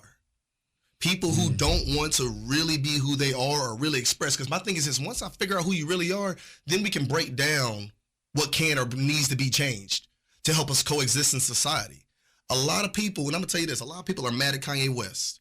And everybody mad at Kanye West. If you brought My Beautiful Dark Twisted Fantasy, you should not be surprised what's going on because he said it. Everything that's going on. Like, even in the life of Pablo, black skinhead. Y'all shocked he's over here saying what he's saying about Hitler? And if you really want to listen to it, I'm a pastor's son. He's really challenging your Protestant Christians right now to see if they really believe what the Bible says. Because the Bible does say love all your enemies. All of them. And I know what he's saying is really shocking to a lot of people, but I'll tell you this. I've been in a lot of different cultures. I've been with the FOI. I've been with the Amy Zion Church. I've been with the Methodist Church. I've been with the South Methodists. I've been with the Pentecostals. I've been with your Catholics. I've been with your The one thing I can tell you is this, dude, man, we are now at the Tower of Babel stage for the first time in world culture, and it's real. For the first time, I can see what the Japanese man is calling me when he's listening to my music over here in America. For the first time, a comedy show by Dave Chappelle can be seen in Iran in their language. For the first time, we can communicate. This is why you seeing all this crazy stuff and everybody thinks it's nuts. This ain't nuts, man. And what you seeing now, like with the kids, like what you talking about, this is old to people like me, because I was one of those kids where my mom was an AD and I was outside, but I'm an only child, man. I ain't having no one to play with. So I grew up on N64. I grew up on building PCs, breaking them down. I've seen the internet grow to what it is. And what I'm telling you guys right now, if y'all... I'm laughing at every leader who's talking about how crazy Facebook is. Boy, y'all don't even know what Discord is. They don't know how deep it is. Y'all don't know how dark this stuff really gets, how crazy it gets. Like, you talking about this virtual reality, man, I'm going to let you know right now, not in 5 years, but in the next 2 years, that's going to be one of the main ways that people watch the NBA.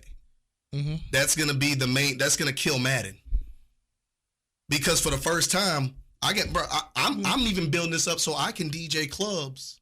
While I'm in Louisville, I want to DJ a club in Switzerland through the metaverse and make my money like that.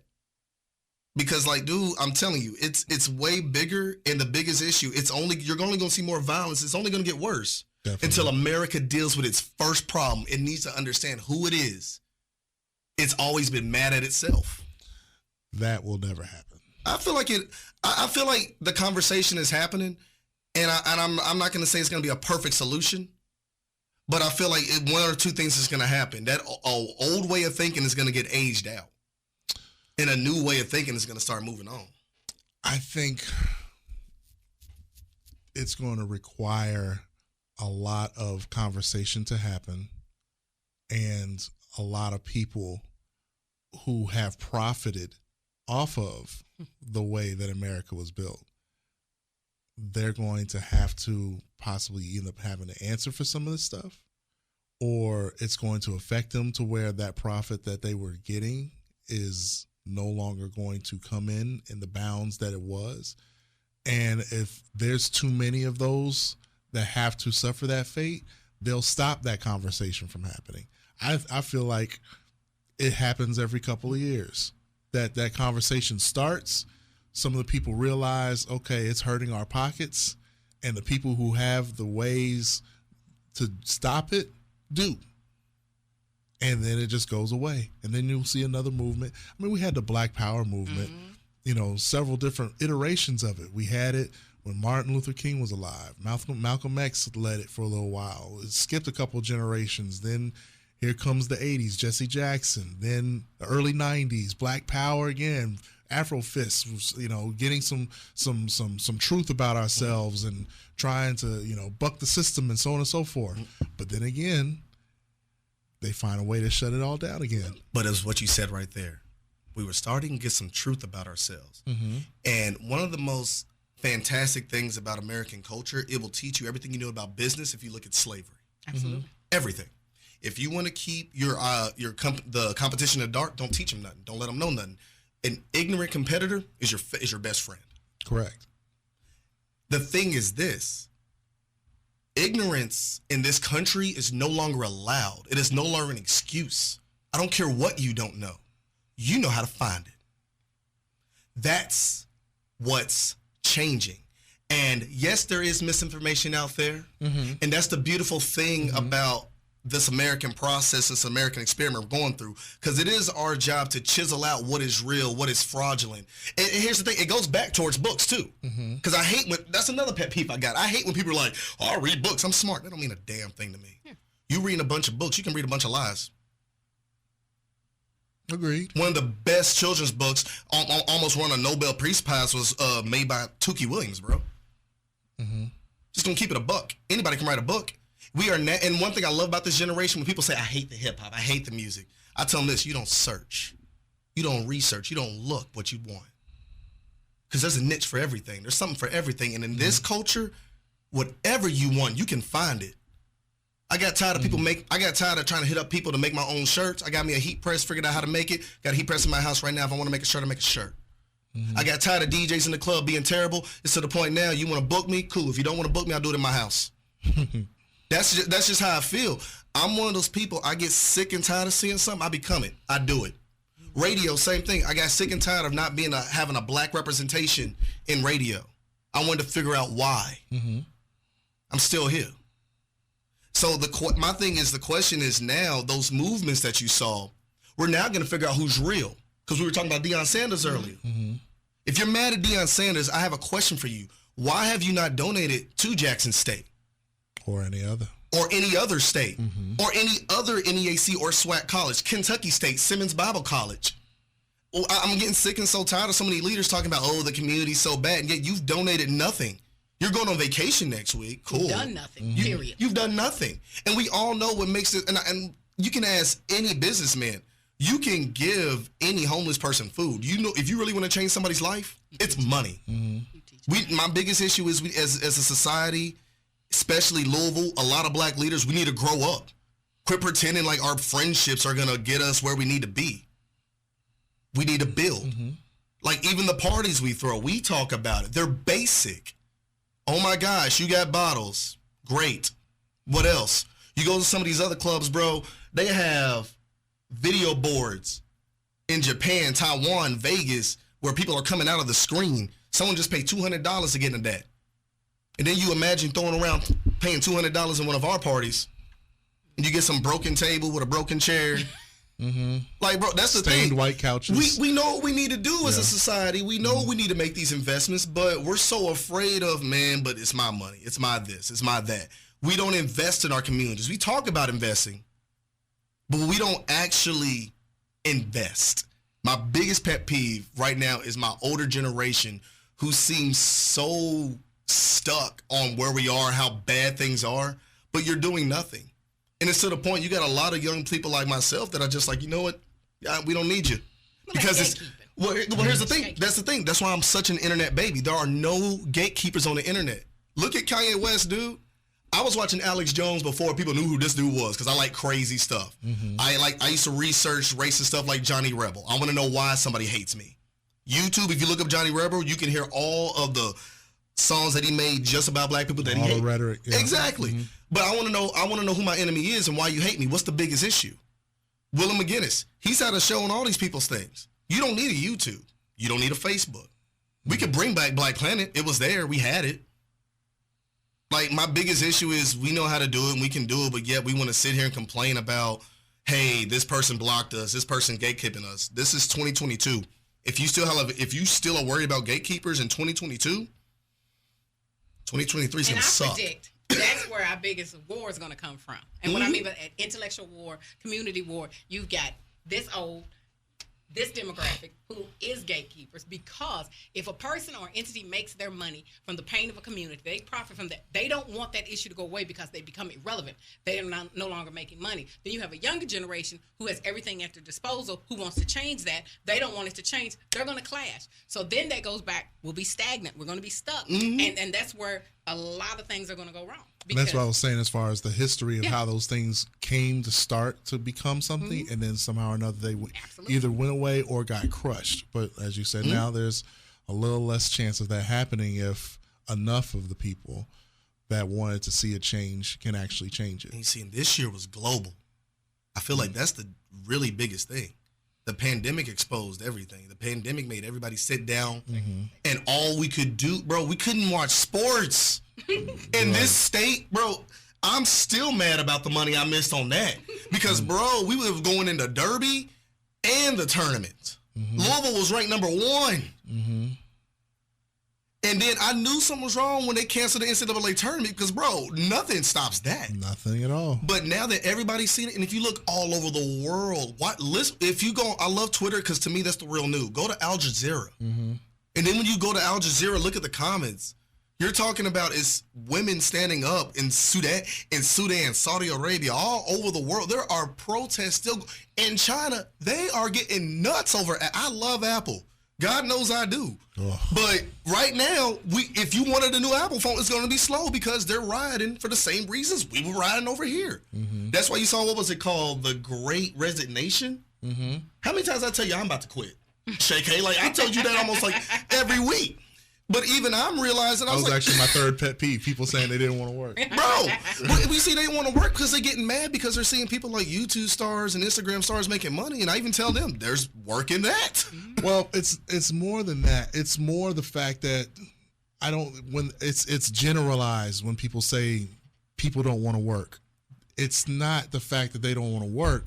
They don't want to work in the same conditions, office buildings, factories that they have been, and they have now found different ways to make income. They've now found different ways to live, but not under those circumstances.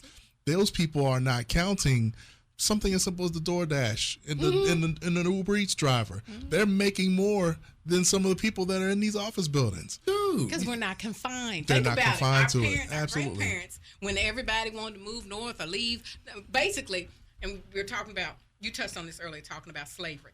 I always say our country's built on a plantation system, which business-wise is one of the most powerful corporate models to ever exist. You have a plantation owner. They have labor, which is the slaves. Right. They give them the very bare minimum. They don't pay them. But they also kept the local whites so poor that they kept them poorer than the slaves, which then builds ingrained hate, which is where all of the racial hate comes from. It has nothing to do with color. It's all economics. And you think if you keep this group mad at this group, you can control both. And that 1% who sit up there in the plantation on the porch, which is what we still have now, control everything. And that goes to what you were saying about, we get to a certain point, we start realizing who we are, we start to make some progress, and it gets shut down. Because again, the folks who have money and control are not going to lose that. And you have to think.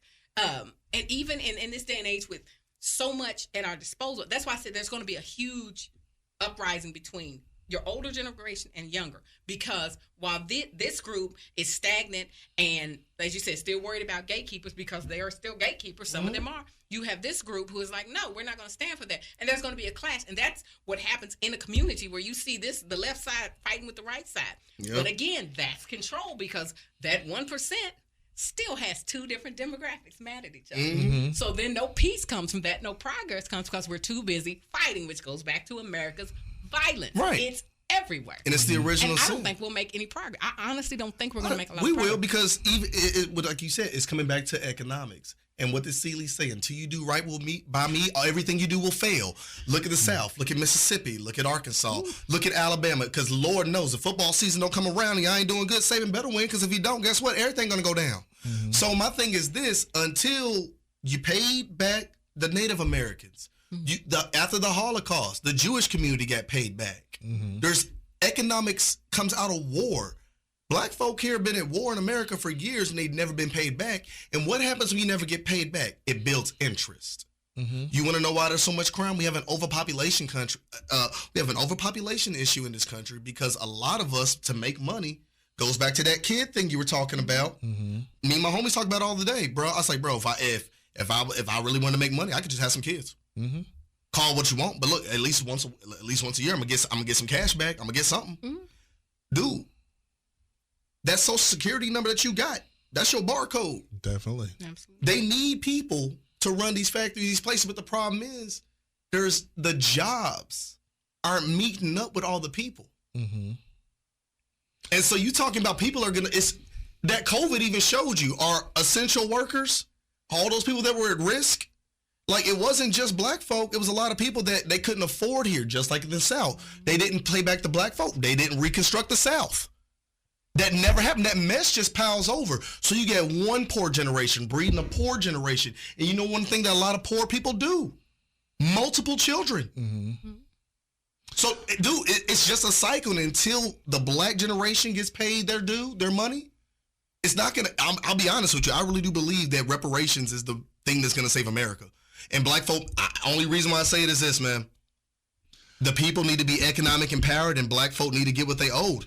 That's the thing. I think there's too much mistrust in that circumstance because, one, whenever they talk about if the number ever came up, we're going to give everybody who's owed $2 million. Right.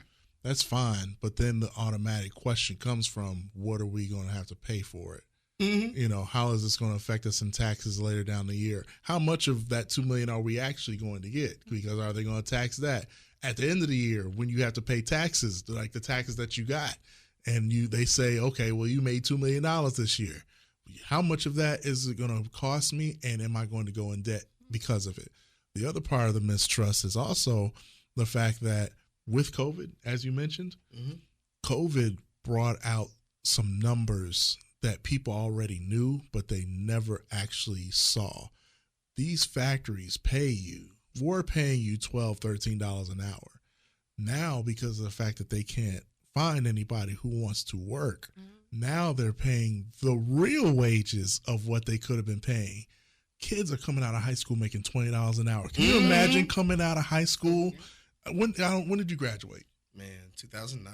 Can you imagine coming out of high school in 2009? You're more recently than either one of us making $20 an hour. I went on that act. You know what I'm saying? I went on that act. But those are and GameStop too.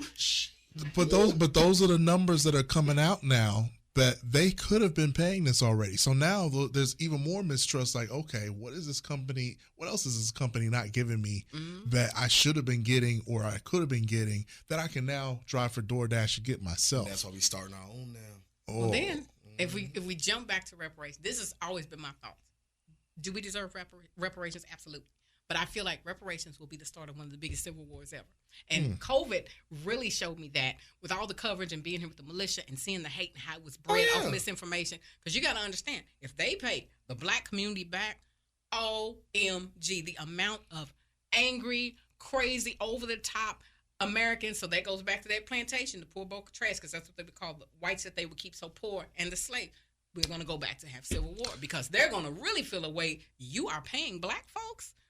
Well, you see, they've been feeling like that way. Like if you listen to Richard Spencer, if you listen to Alex Jones, you will hear the chant, "They will not replace us."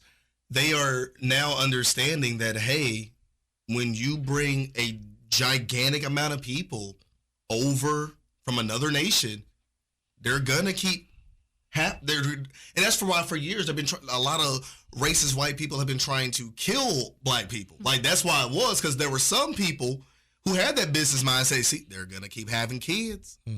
Like that's why they even had control too. How many kids you could have. Like that's why there's that big issue with what's that company? Lord, because I know we're going a little long. I know we got like 5 more minutes, But the thing is there's a lot of control with it, and I really do feel like there's going to be that kind of civil war too that's been popping for a long time. But at the same time, this is why I feel like the internet is built for these conversations, and this is what's going to help it stop. I'm one of those people that will tell a lot of these folks in Mississippi, I feel you. If you're a white man in Mississippi, I feel you. Because guess what? The country did the same thing to them too. It left them high and dry during the exact same event, the Civil War. They are owed some money too for Reconstruction, but the problem is you need the black folk to get theirs first. They weren't the most valuable. They weren't the labor force. What they don't understand is to that 1%. Look at Atlanta. Imagine if black entrepreneurs had the funds to do what they need to do. Like as in Tulsa, Black Wall Street. Yeah, well, exactly. Have you seen Black Panther? The new one? No, I haven't. All right, cool. Watch this. I ain't gonna spoil nothing for you. I'm gonna show you how nerdy I get. I really am. So before you even see Black Panther, you're gonna see there's a lady who might have some Iron Man stuff. Black lady. She's actually a part of the real Iron Man legacy. Black woman. Because if you look at the numbers, black women right now are leading in entrepreneurship and leading going to college. Absolutely. One thing I love about Marvel is don't read the news. Don't even watch the Marvel movies. Read the Marvel comics. Yep. If you want to know where society is, read the Marvel comics. Miles Morales came out around 2007. 2008, and then the first copy came out in 2009. Bro, you're talking about he was a Latino kid who also had black characters, and there's 2 copies, one of them with him being LGBT. So you see, they talk about a lot of different stuff, but black women are becoming entrepreneurs. Black women are leading the way right now when it comes to tech right now, too, in a lot of ways. And what I really do believe we're going to see is the internet is going to be the thing that is going to start this. Because the physical world, the money's going to run out. This digital world, dude, I'm telling you, bro, I can sell a shirt right now to someone in China. I don't got to wait for you in America. I don't have to wait to release my music here. People are like, why are these SoundCloud rappers making it? Because guess what the record label sees? Damn, I don't like his music, but that's 100 million followers, man. Like at the end of the day, like Donald Trump proved it, JFK proved it, Barack Obama proved it, Bill Clinton proved it. Your personality can get you promoted and it can get you paid. And I think that's going to get black people I feel like the internet's going to be black people's liberation, just like the Matrix predicted. I think at the same time, the where that is probable, there are. Okay, I'll agree with the Trump aspect of it, because Trump proved how much of the population we don't see. We saw all the people protesting against Trump, don't vote for him, so on and so forth. My man said he started off in Little Rock, Arkansas. Yeah. There is a community of Little Rock, Arkansas that's not on Facebook. They're not on Instagram. They're not on any of these social platforms, but they're there and they're cheering Trump on. And we don't know. We don't know. We've never seen them. Montana, Idaho, North Dakota. We don't see those people. They're on their ranch. Black neighborhoods he went to too. You know what I'm saying? We don't. There's a whole population of those people we don't see. And when we go to that civil war, if that civil war ever happens, I think some of that is being unaccounted for. Absolutely. That's that. The people who, because of culture now and being politically correct, feel away, never express it. That's the person sitting next to you, your boss that you don't know, the person eating next to you, but their power comes in being able to vote that fool in office. Yeah, they sat there and they heard you listen to all the stuff that you said, came up, showed all these articles. Look at this, grabbing by the clips and things. They heard all that, and on November the 3rd, they still went and said, Trump. Yep. Yeah. Went home, and that was that. Yeah. And probably in 2024, sadly enough, it's going to happen again. You know, they said, well, the U.S. already tried to impeach him, and they did this and this and that and the other. They tried to do it, and he made his way through all of it. And that just makes them look at him that much more like a hero.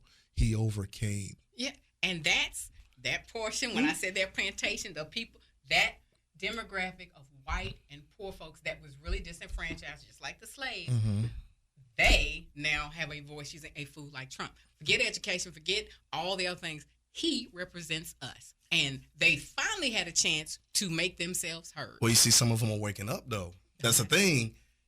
He represents them, but he's not them. No. And you see, if you look in these past few races, that's been the argument on why a lot of these Republicans that have been winning. They've been using some of the same base that Trump's been using, but they're also separating themselves away from him. That's why the Democrats won that, and that's why I couldn't wait to watch Fox News this morning. I love watching Fox News. It's my favorite show. But I watched Fox News this morning because I couldn't wait to see what they're going to say about Herschel. They didn't say nothing until about 10 o'clock. I wake up at 8. They ain't say nothing about Fox. They ain't say nothing about till 10 o'clock. It was Hunter Biden. It was this. It was this. Nothing about the actual race because they lost. The biggest thing that messed up Trump was this. When he got kicked off Twitter. Yeah. Because if you even look at history, watch this. Obama, why did he win? I tell people why Obama win. Social media was just kicking up. And college kids were the ones who made Obama win. Because I'll tell you this, every time I went anywhere on my page, it was just Obama. Jeezy is the reason why Obama won. Bill Clinton. Popularization. But look at the media. Why did JFK win? Television started. People who heard the debate on radio said Nixon won. People who saw the debate said JFK won. The cult of personality is what makes America. Like, we've all seen the rapper or the artist. They're like, oh my gosh, why is he on TV? Who's playing this? Because unfortunately, there's 300,000 people back here doing this. And this company right here is going to put this in your face to get you to have this. Because at the end of the day, what can I sell? I saw Stevie Wonder, Jay-Z, and Kid Rock for free because I saw Mitt Romney and Barack Obama campaign in Cincinnati. The problem with that same thing, as far as what you're saying about personality, is when that person, well, even before he's reelected, when he was elected the first time, him being who he was showed the rest of the world who we are as America. So his personality, his personality was basically the reflection of the rest of the world. They already thought it about him. He was Batman. Yeah. Trump was Batman. He was not the president America needed, but he was the president America deserved. We deserved a Donald Trump. I personally have no hate against him because here's the thing. You put a man as a leader who's never had a boss. How are you going to act? I've never had who we got to answer for?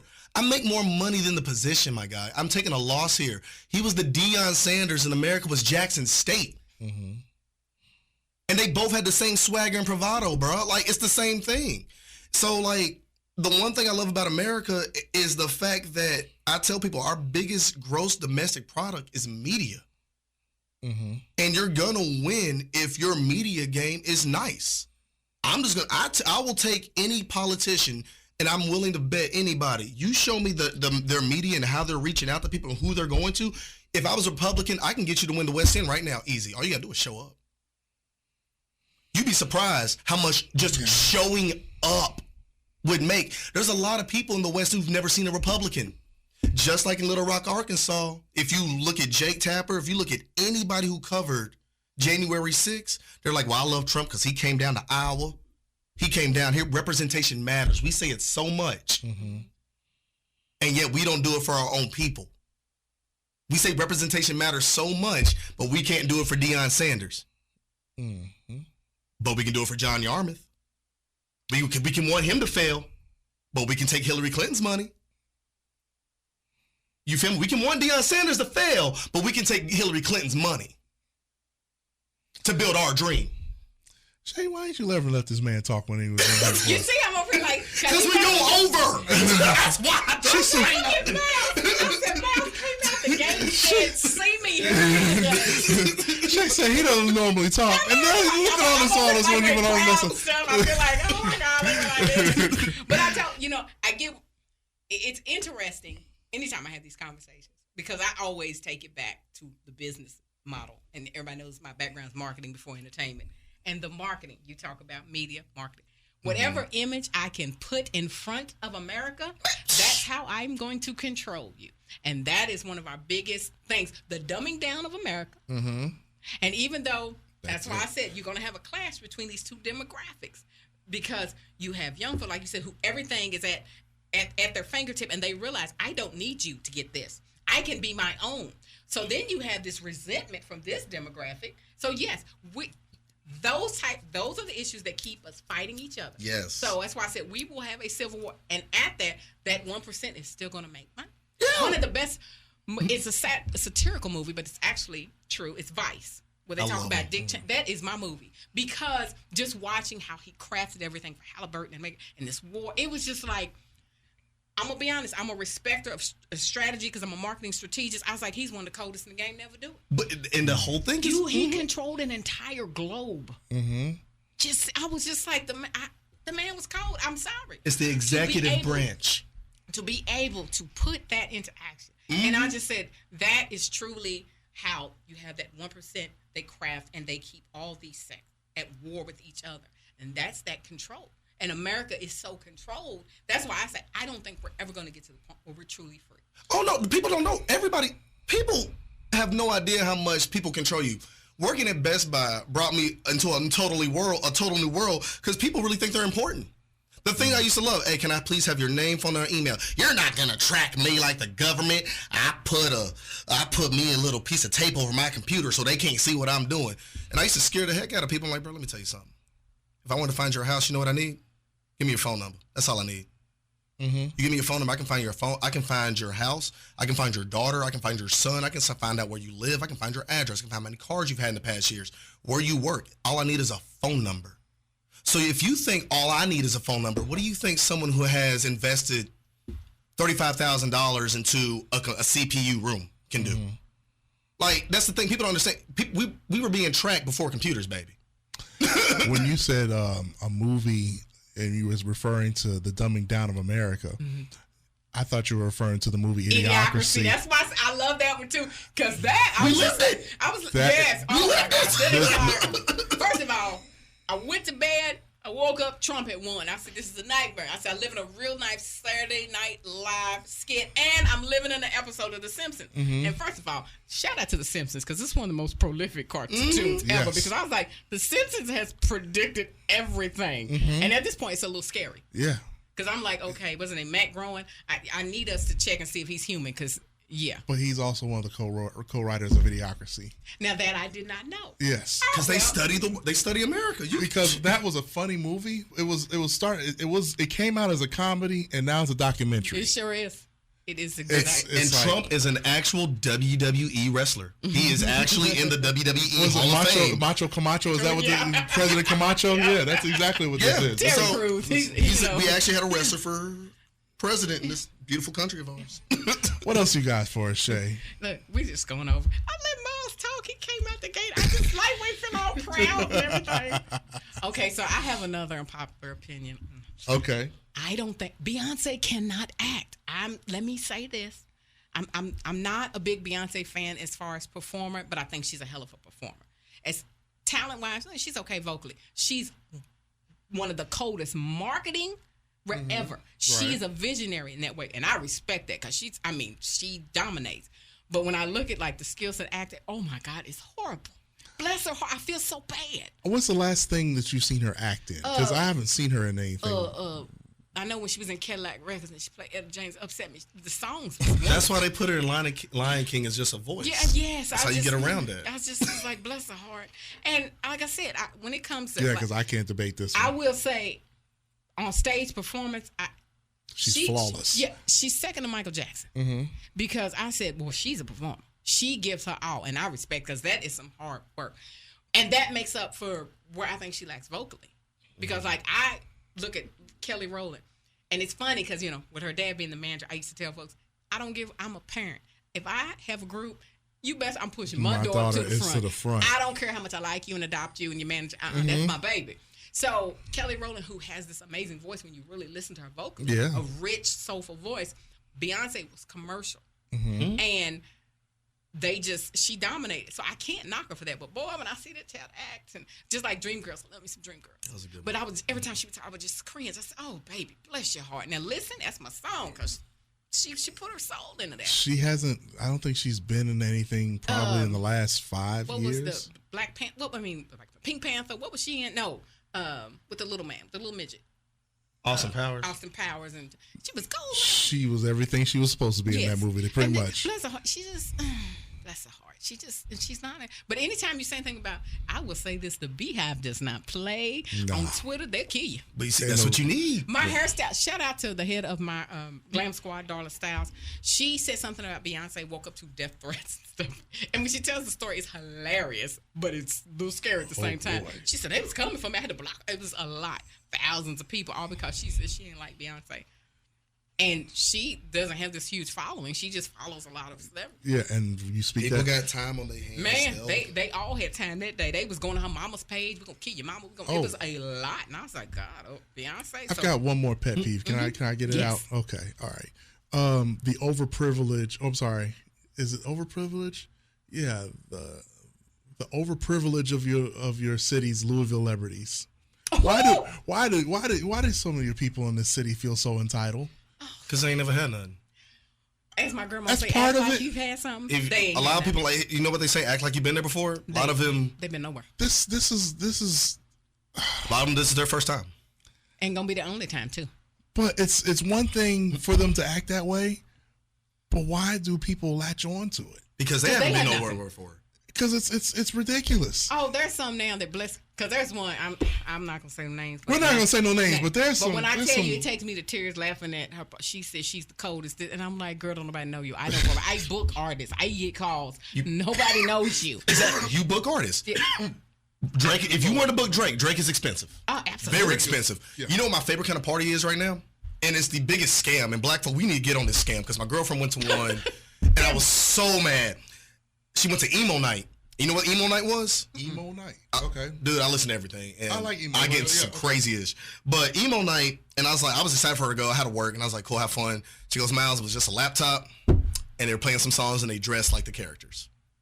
There's a level up from that where there are cover bands where they will dress up like the band. Fuzzies. Not like the fuzzies. So someone would dress up like Billy Joel. They would dress up like the people who would sing the songs. Yeah. Okay. So you would pay $25 for that. If you pay $50 at some of these events, these people will actually like have out the entire. So some people imitate the Rolling Stones, so they'll wear everything that they wear. Okay. You'll pay like $50 for that because you don't really have the money to pay the $200 to go see the Rolling Stones live. Mm-hmm. You don't got the $300 to see Drake live. So if someone books an imitation, they'll take that. Some people are okay with great value. Some people are okay with the imitation. So the lackluster stars of Louisville that you're talking about that feel entitled, you got to remember they also have a base that's around them that they are too lackluster. And then here's one thing I learned about being a DJ a lot. How many of these people are being paid or even like getting free stuff around them? Most of these artists here get paid in chicken wings and Hennessy. They feel like they have accomplished something. And it cracks me up because I've seen, as a host, I laugh. Everybody wants to be a host. Trust me when I tell you, if you claim you're a host, I done sent somebody to send you or I done snuck in the video because I want to watch. Because one, I want to see if it's somebody I want to work with and bring them to something. Yeah. But then I'll be like, oh, bless their heart. They have no idea. And it amazes me how many people, I'm the coldest, I'm the best, and they've done nothing. They have no resume. They were at an open mic or they were at a, with musicians, open mic, the same thing, where they just showed up. Oh, I did a show. No, everybody can get on. My librarian can get up there and rap if she want to. Miss Gweasel can get up there. But you got up there and your mom and them laughed at you and you think you or your mom and them clapped for you when you sung, you think you've not played. And that goes back to laziness. Entertainers today are lazy. Oh, yeah. They're not going to work on their craft. If they can get on Instagram and take a picture and look like they was on stage, you can't tell them nothing. And I'll be like, bless your heart, you ain't got a discography to bless them. That's why everybody want to be in the DJ booth. And then they want to call me and cuss me out, why you didn't book me? I'm like, I don't even know who you are. Who are you, baby? And I mean, it got laziness and entitlement because they definitely feel. And then there's some, because I had an incident with an R&B singer last year, an event. And I won't say his name, but I will say. Ladies and gentlemen listening, I said this on purpose because I knew this was going to be something that she felt from her soul. Yes. One of the most arrogant, entitled persons to ever enter my space in the entertainment world. And if you know me, and if you've ever done a gig with me, everybody knows, whether I'm the host, the producer, or all of that, I am big on respect. What you won't do is get on my stage and disrespect the sound man or the janitor, because it takes all of us to make this go on. When I do parties, everybody in this building is essential. I need happy bartenders. I need a happy janitor, happy cook, because it takes all of us. This is about the consumer. Correct. So when you have somebody so entitled and arrogant that you want to disrespect everybody, now I got a problem. And if it's my production and budget allows, and I try to always work this in the budget, I'm going to pay out your purse so you can get on out of here. And I'm probably going to bring little Junior Jackson in to replace you because I will have your replacement in the building. You're right. Because what I don't like, and even if you're disrespect, you can disrespect me before you disrespect people on my set. I have a problem with that because as an entertainer, when you get on stage, you are bearing your very core of your soul to people. And it's a different feeling. So to be disrespected, I take that very personally. And I don't ever want anybody who works with me or who's on a production or whatever to feel disrespected because I know how I felt. Right. And so when somebody comes in so entitled, thinking they're and you want to get in there, I don't even need you here. I don't give a damn if you the face in the middle of my flyer. I will. You will not. Right. Because I don't know. It's just an arrogance to me. I can't. And there's a lot of Louisville entertainment. I love the Louisville celebrities. Is that what we call them? That's Louisville celebrities. I call them Kroger celebrities because I can see you at Kroger's. That's where you are. They have egos that don't match their resumes. That is correct. They have egos that don't match their achievements. They have egos that don't even match their talent. The talent is so mediocre. And see, I would say when you celebrate mediocrity, that's where you're going to stay. They have no desire to get better because they think they are the shit. Like, dude, you suck. Chick, you're horrible. But your ego has you thinking you don't need to progress and work. So you're never going to go anywhere because you got these yes men around you who getting the free chicken wings and the free Henny at the club. And so that's the be all end all because they ain't never had nothing. So they just happy to be free before 9 and have 6 wings in a styrofoam box, not even on a plate. And they think they got it because they the crew. I'm going to roll up right here though, in the middle of this building. Man. Like I ain't got no home training. See, that's the biggest thing though. It's kind of like we said earlier though. You ain't been nowhere. They ain't had no. But this is the end. This is the peak. And honestly, it kind of goes into not just Louisville. It's a macrocosm of hip hop today. Now we're seeing why a lot of these record labels didn't sign certain artists back in the day. I like to tell a lot of my friends and people that walk up to me and ask me to like, yo, put me on the radio. I said, one, I can tell right now you don't work hard enough. Right. Because I should know who you are. As much as I'm on my phone, as much as I'm looking at Louisville music, here's my thing. We're right across the street from Mercury Ballroom, right? Right. Let me tell you something, man. I run into at least 3 shows a night. It's either Mercury, Palace, or 4th Street Live. One of them is doing something. My thing is this, dude. We are now in an age where I should see you. Yeah. I don't even follow C. Tez. One thing I love about C. Tez, that man gonna work. Yeah. He gonna work. I'm gonna see him working. I'm not gonna see him just posted doing something. I'm gonna see him at a birthday, saying bow to somebody, happy birthday. And that's what I even tell people. What do you do? If you really want to stop somebody, when they be like, yo, play my music, play my disc, cool. All right. How many tickets have you sold at your last show? Since you do music, how many tickets did you sell? Because now... Those are some scary answers. It's scary because here's the thing. I can't even just go off your streams because guess what those streams are? Great example. I got around 3,000 friends on Facebook. To a business, they say, ooh, that's 3,000 people. To me, who I know what my Facebook is, that's 3,000 people that I've accumulated from high school till now. That are not all of them invested in me. That I might hear from 20 of them. Exactly. Yeah. Most of these people don't even live here. And you see a lot of these entertainers, they're pimping a lot of these venues because the venues are saying this, well, where the people at? Your friends are here, but they don't tip. No. Yeah. You want them to get in free first off. Yeah. You brought them through the back door with you. You put them on the guest list. Yes. You're not bringing them. And that's another thing. Let me just say, if somebody does parties, we're just going to have to cut this in 2 episodes. Club owners, and y'all know I got personal friends who own clubs. I work with clubs. I consult. I do parties there. There is the club own. It's a business. And I will say this. If you don't know what you're doing, I have no problem with that. But you need to find people who do. You need to bring people on your team and in your space who do. And the smartest business model that happens is when someone says, I don't know how to run this part of my restaurant. Let me get a consultant. I don't know how to run the bar. Let me get a consultant. I don't know how to do this. And I've worked with millionaires who literally have businesses who say, oh, I'm going to open this, but I don't know. So I need this consultant.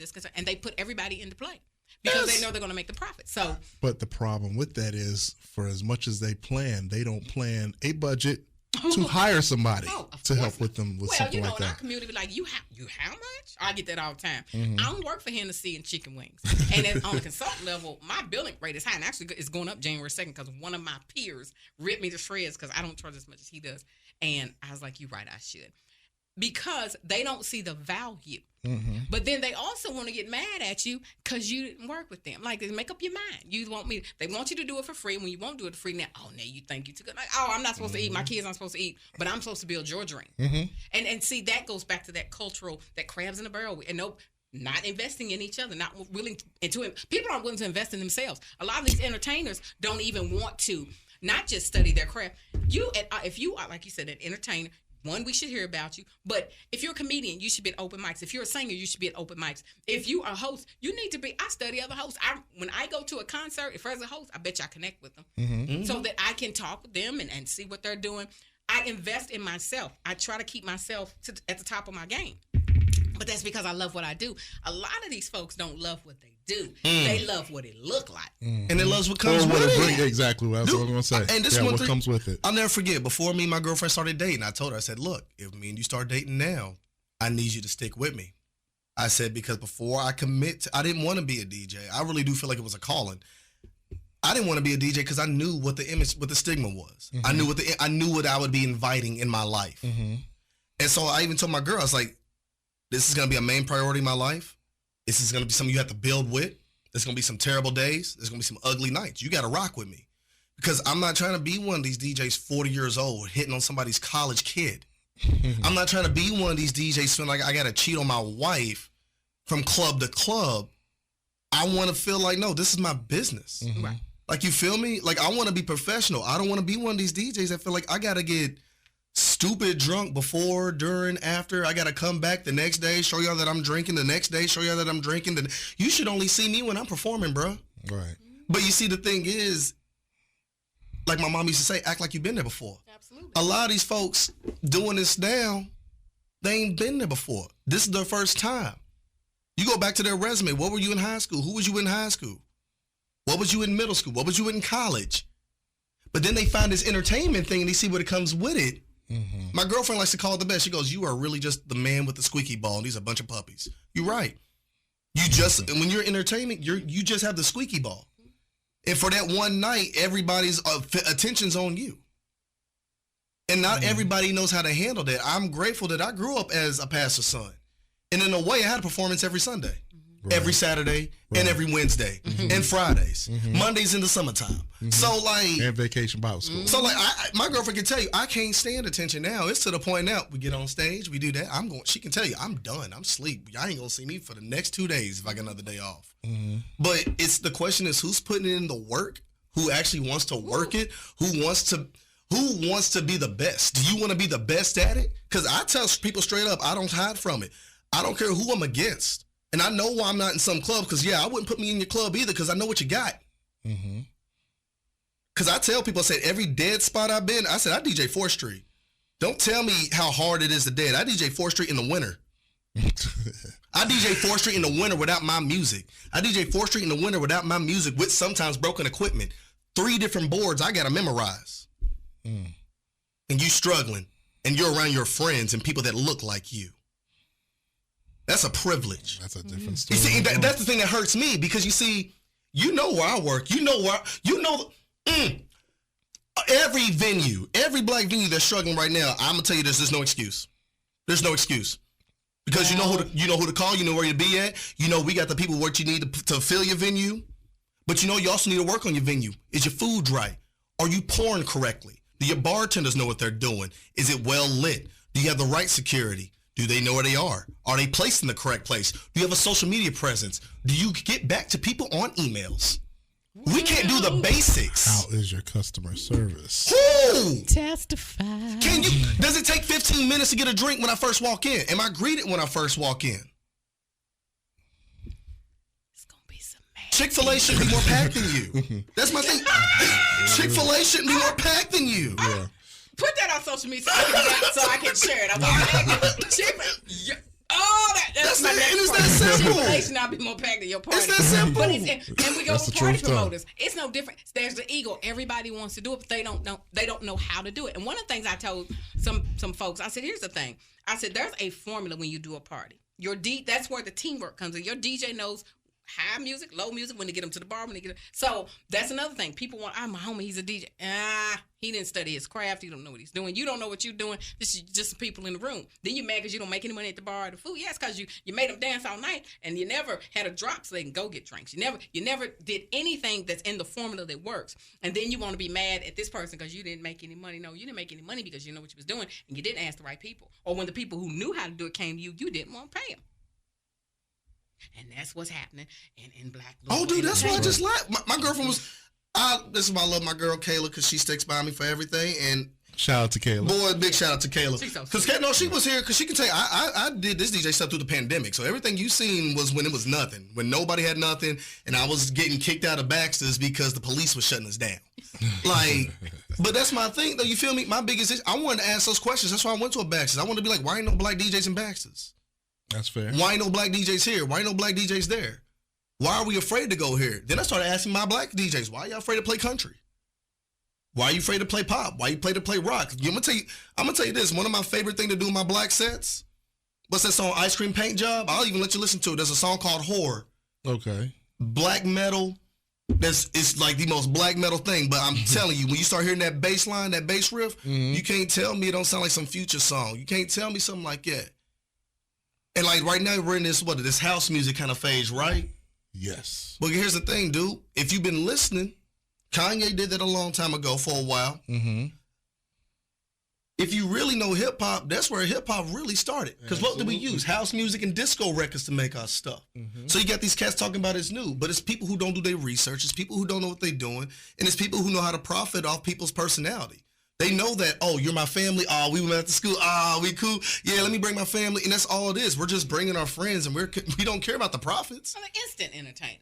Yeah. On Monday, I decided I was going to be an entertainment. Y'all come see me Tuesday. I'm over here. I'm the DJ here. I got an iPod, and it looked like a scratch board, and now I'm a DJ. They don't study their craft. No different than these singers, these comedians. No. And it bothers me because it does the artist in the city, it does a disservice, because I feel like Louisville has so much talent and our entertainment community could just really take off. But we have such mediocrity and sucky artists and sucky comedians and sucky promoters and sucky venues that it's all overshadowed by the suckiness. But you see, but the thing is, chickens will come home to roost, and that's one thing I love about Louisville. Louisville is one of the hardest cities to play in, and I tell people that because, dude, we will tell you suck, and one thing that will tell you suck real hard is the city, because it's not cheap to live here no more. It's not cheap to have that venue no more. Like, if your venue's not rocking, it's going to be gone. Yeah. Like, Eddie Merlot's is on that corner. I'm going to tell you straight up, man, before the riots, everybody will tell you the riots took out Eddie Merlot's. Nah, bro. I'll never forget it. Desire to go there. Man, it's not even just that. Derby, Rosario's packed, Tavern Hall's packed, Sports and Socials packed, Pizza Bar's packed. Mm-hmm. Eddie Merlot's, I can still see people looking for tables. Mm-hmm. Mm-hmm. They didn't invite folks in, and I would frequent it because a lot of my girlfriends liked it, but it was never this inviting. Rosario's is my place. Mm-hmm. That place just and I don't even eat a lot of meat like that, but I was like, I got the meat sweats the last time I was in there. I paid for the biggest package, and I eat about this much. But I was like, oh, it's so fun in here. Oh, yeah. And it's a show just walking by. I love it when it's packed, because when you walk by, you see them. Yeah. But you see, it's simple things like that. Now, look at our clubs. I guarantee you, I ain't even going to name no black clubs. How many of our clubs can you see what's going on inside? I don't know very many black clubs. Yeah, now just had none.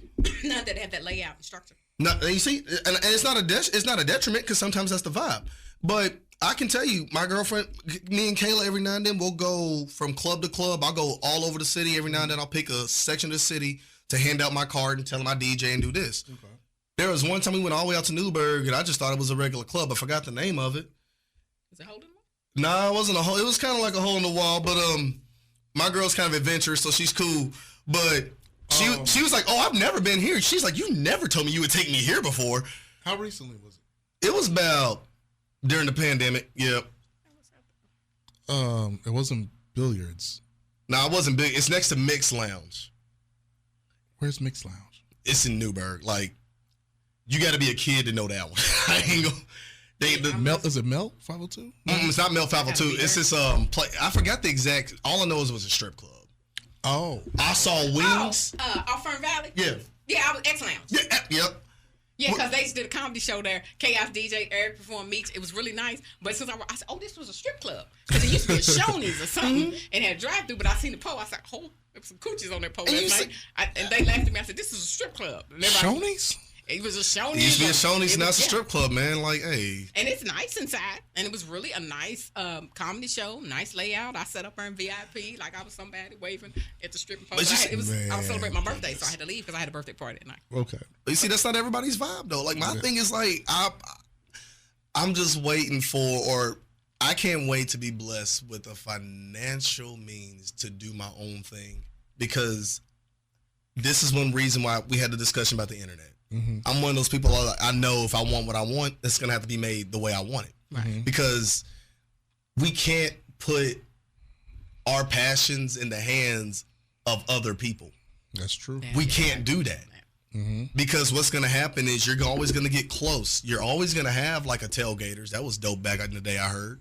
Phoenix Hill. You're going to have dope places like that. You're going to have a Velvet Rose. But the question is, are we ever going to have something that's going to be like a Cotton Club that's going to stay sustainable? Exactly. Mm-hmm. Sustain the test of time. Like, I study this stuff. People ask you what you listen to. I was like, dude, I can't even tell you what the top song in America is because I'm listening to what they're doing in Japan. Mm-hmm. I tell all my R&B singers right now, I don't even know why y'all still here. Japan right now, that whole sound ain't nothing but 90s R&B. Mm-hmm. 90s R&B with an 808, and they're putting some synths in it so they can actually get the rave kids into it too. But right now, Japan's copying our style, even from our shoes. Our black culture right now is Japanese, and people ain't that way. Dude, they digest it heavily, bro. Like, it's nuts. So how the hell is just people over there that only know English because of old Wu-Tang songs? Absolutely. Mm-hmm. Just like people in the Bronx, what they used to do, watch those old samurai shows. So like, there's a big connection. Like, reason why I play Pokemon so heavy is because, believe it or not, one of the Japanese animes came on my TV, and even now at 31, I'm over here getting my butt kicked by somebody who's 10 years old across the way.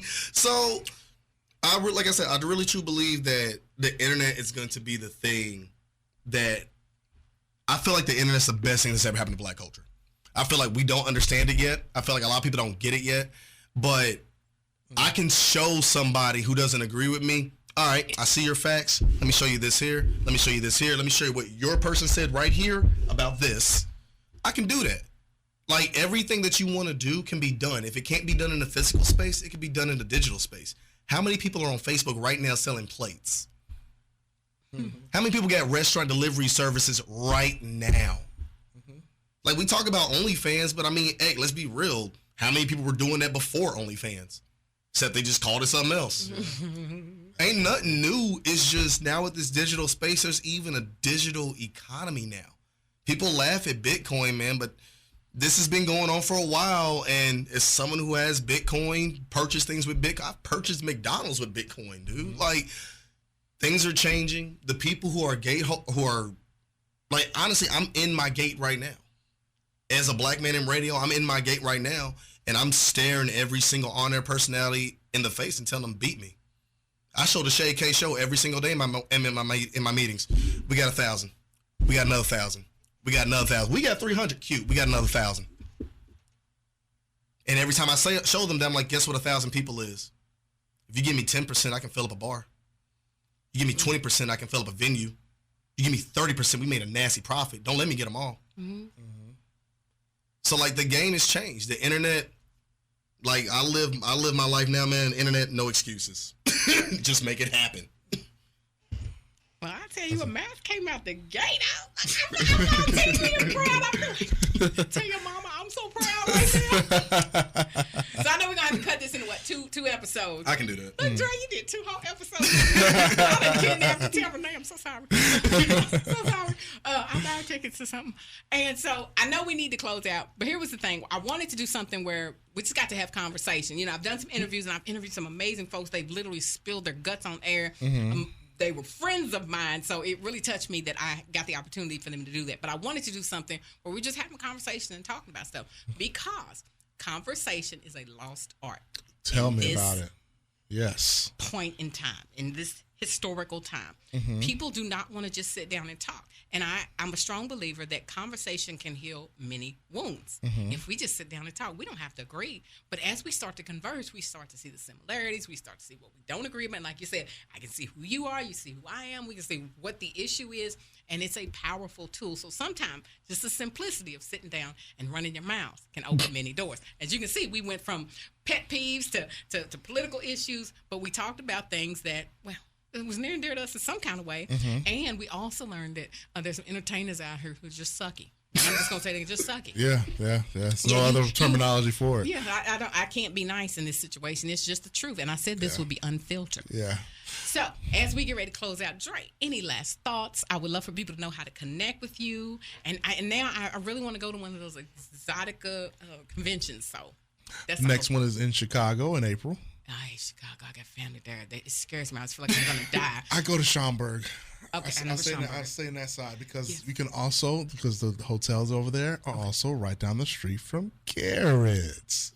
Yeah. That's how I finally get my popcorn. You finally get your popcorn. Okay, then be right before Derby. It's not going to kick off yet. So I want to go because I love to go. I've never been to one. So I feel like I should go, and I feel like in my extraness, like I can wear a costume or something, walk around the way. It'll be wonderful. And oh boy, they ask you what your OnlyFans was.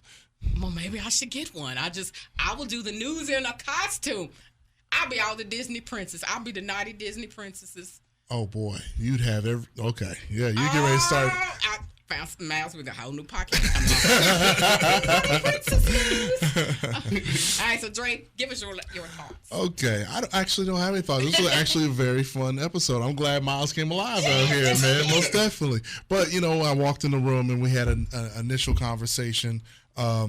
You can always tell that type of person, like, okay, we find the right thing, we strike the right chord. This person's going to say everything that they've got to say about that particular subject. We found your subject, and you let us know everything about all the rest from that point on. I love it. You know what I'm saying? But at the same time, I definitely agree with you. The art of the conversation is dead.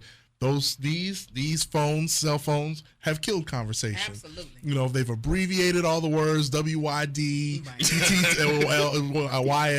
YL, so they've abbreviated everything, and everything down to a sentence structure, and just being able to enunciate and being able to express yourself. Plus, so many people are scared of confrontation. If a situation to where you say what you have to say and I don't agree with it, oh my God, this person doesn't agree with it. So now I have to take the brunt of what this person's going to say in contrary to what I had to say.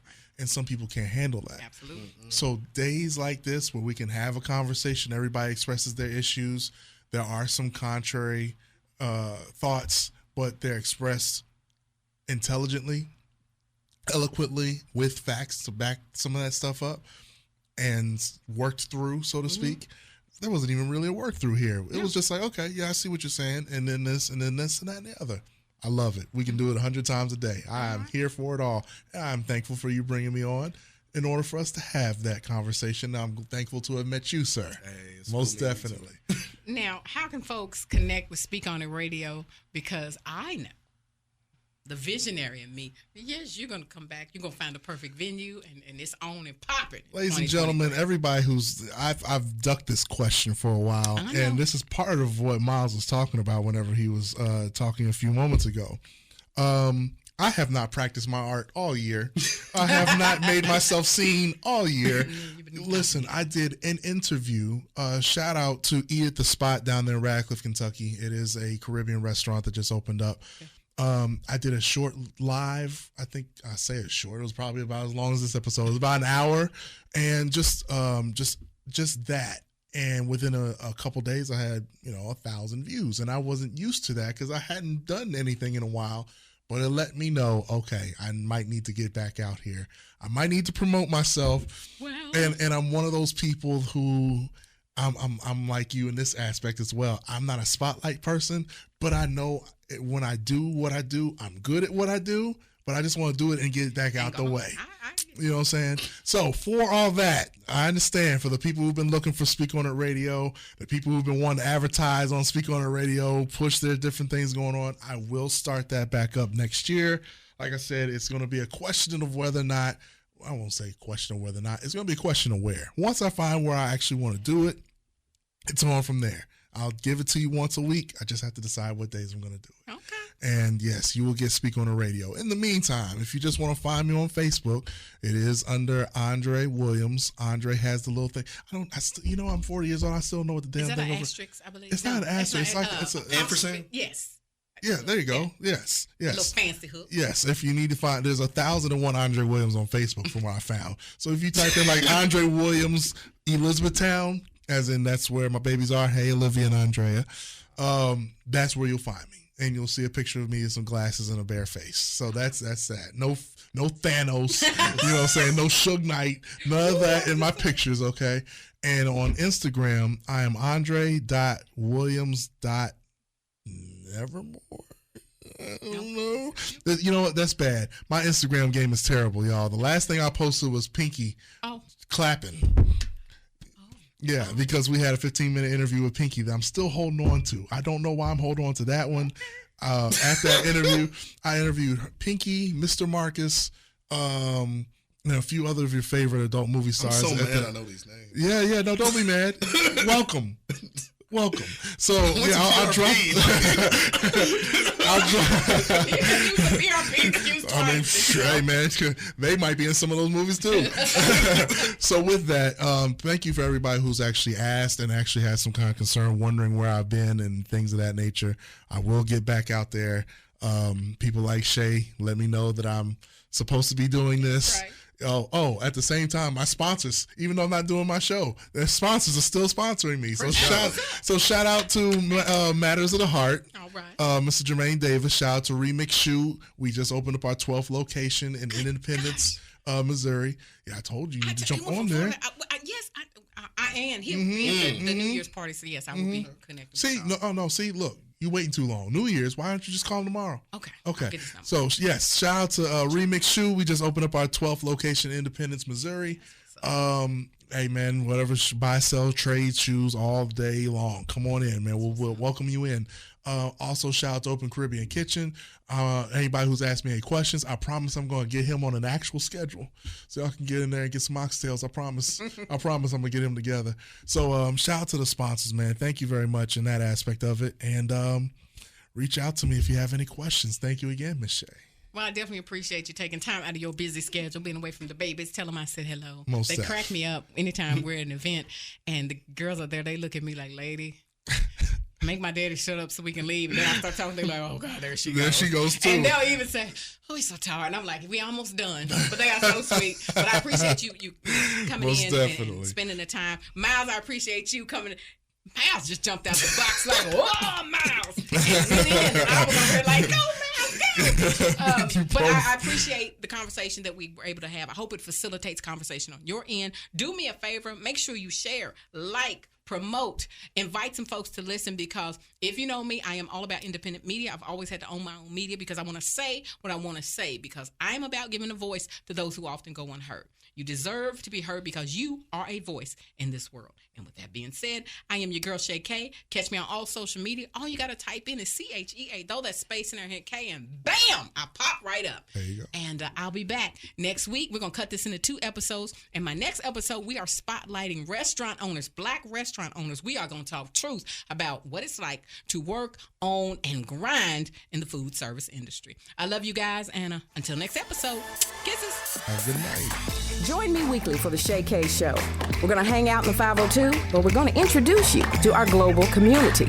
But our goal, our purpose, is to always get to the truth of the matter.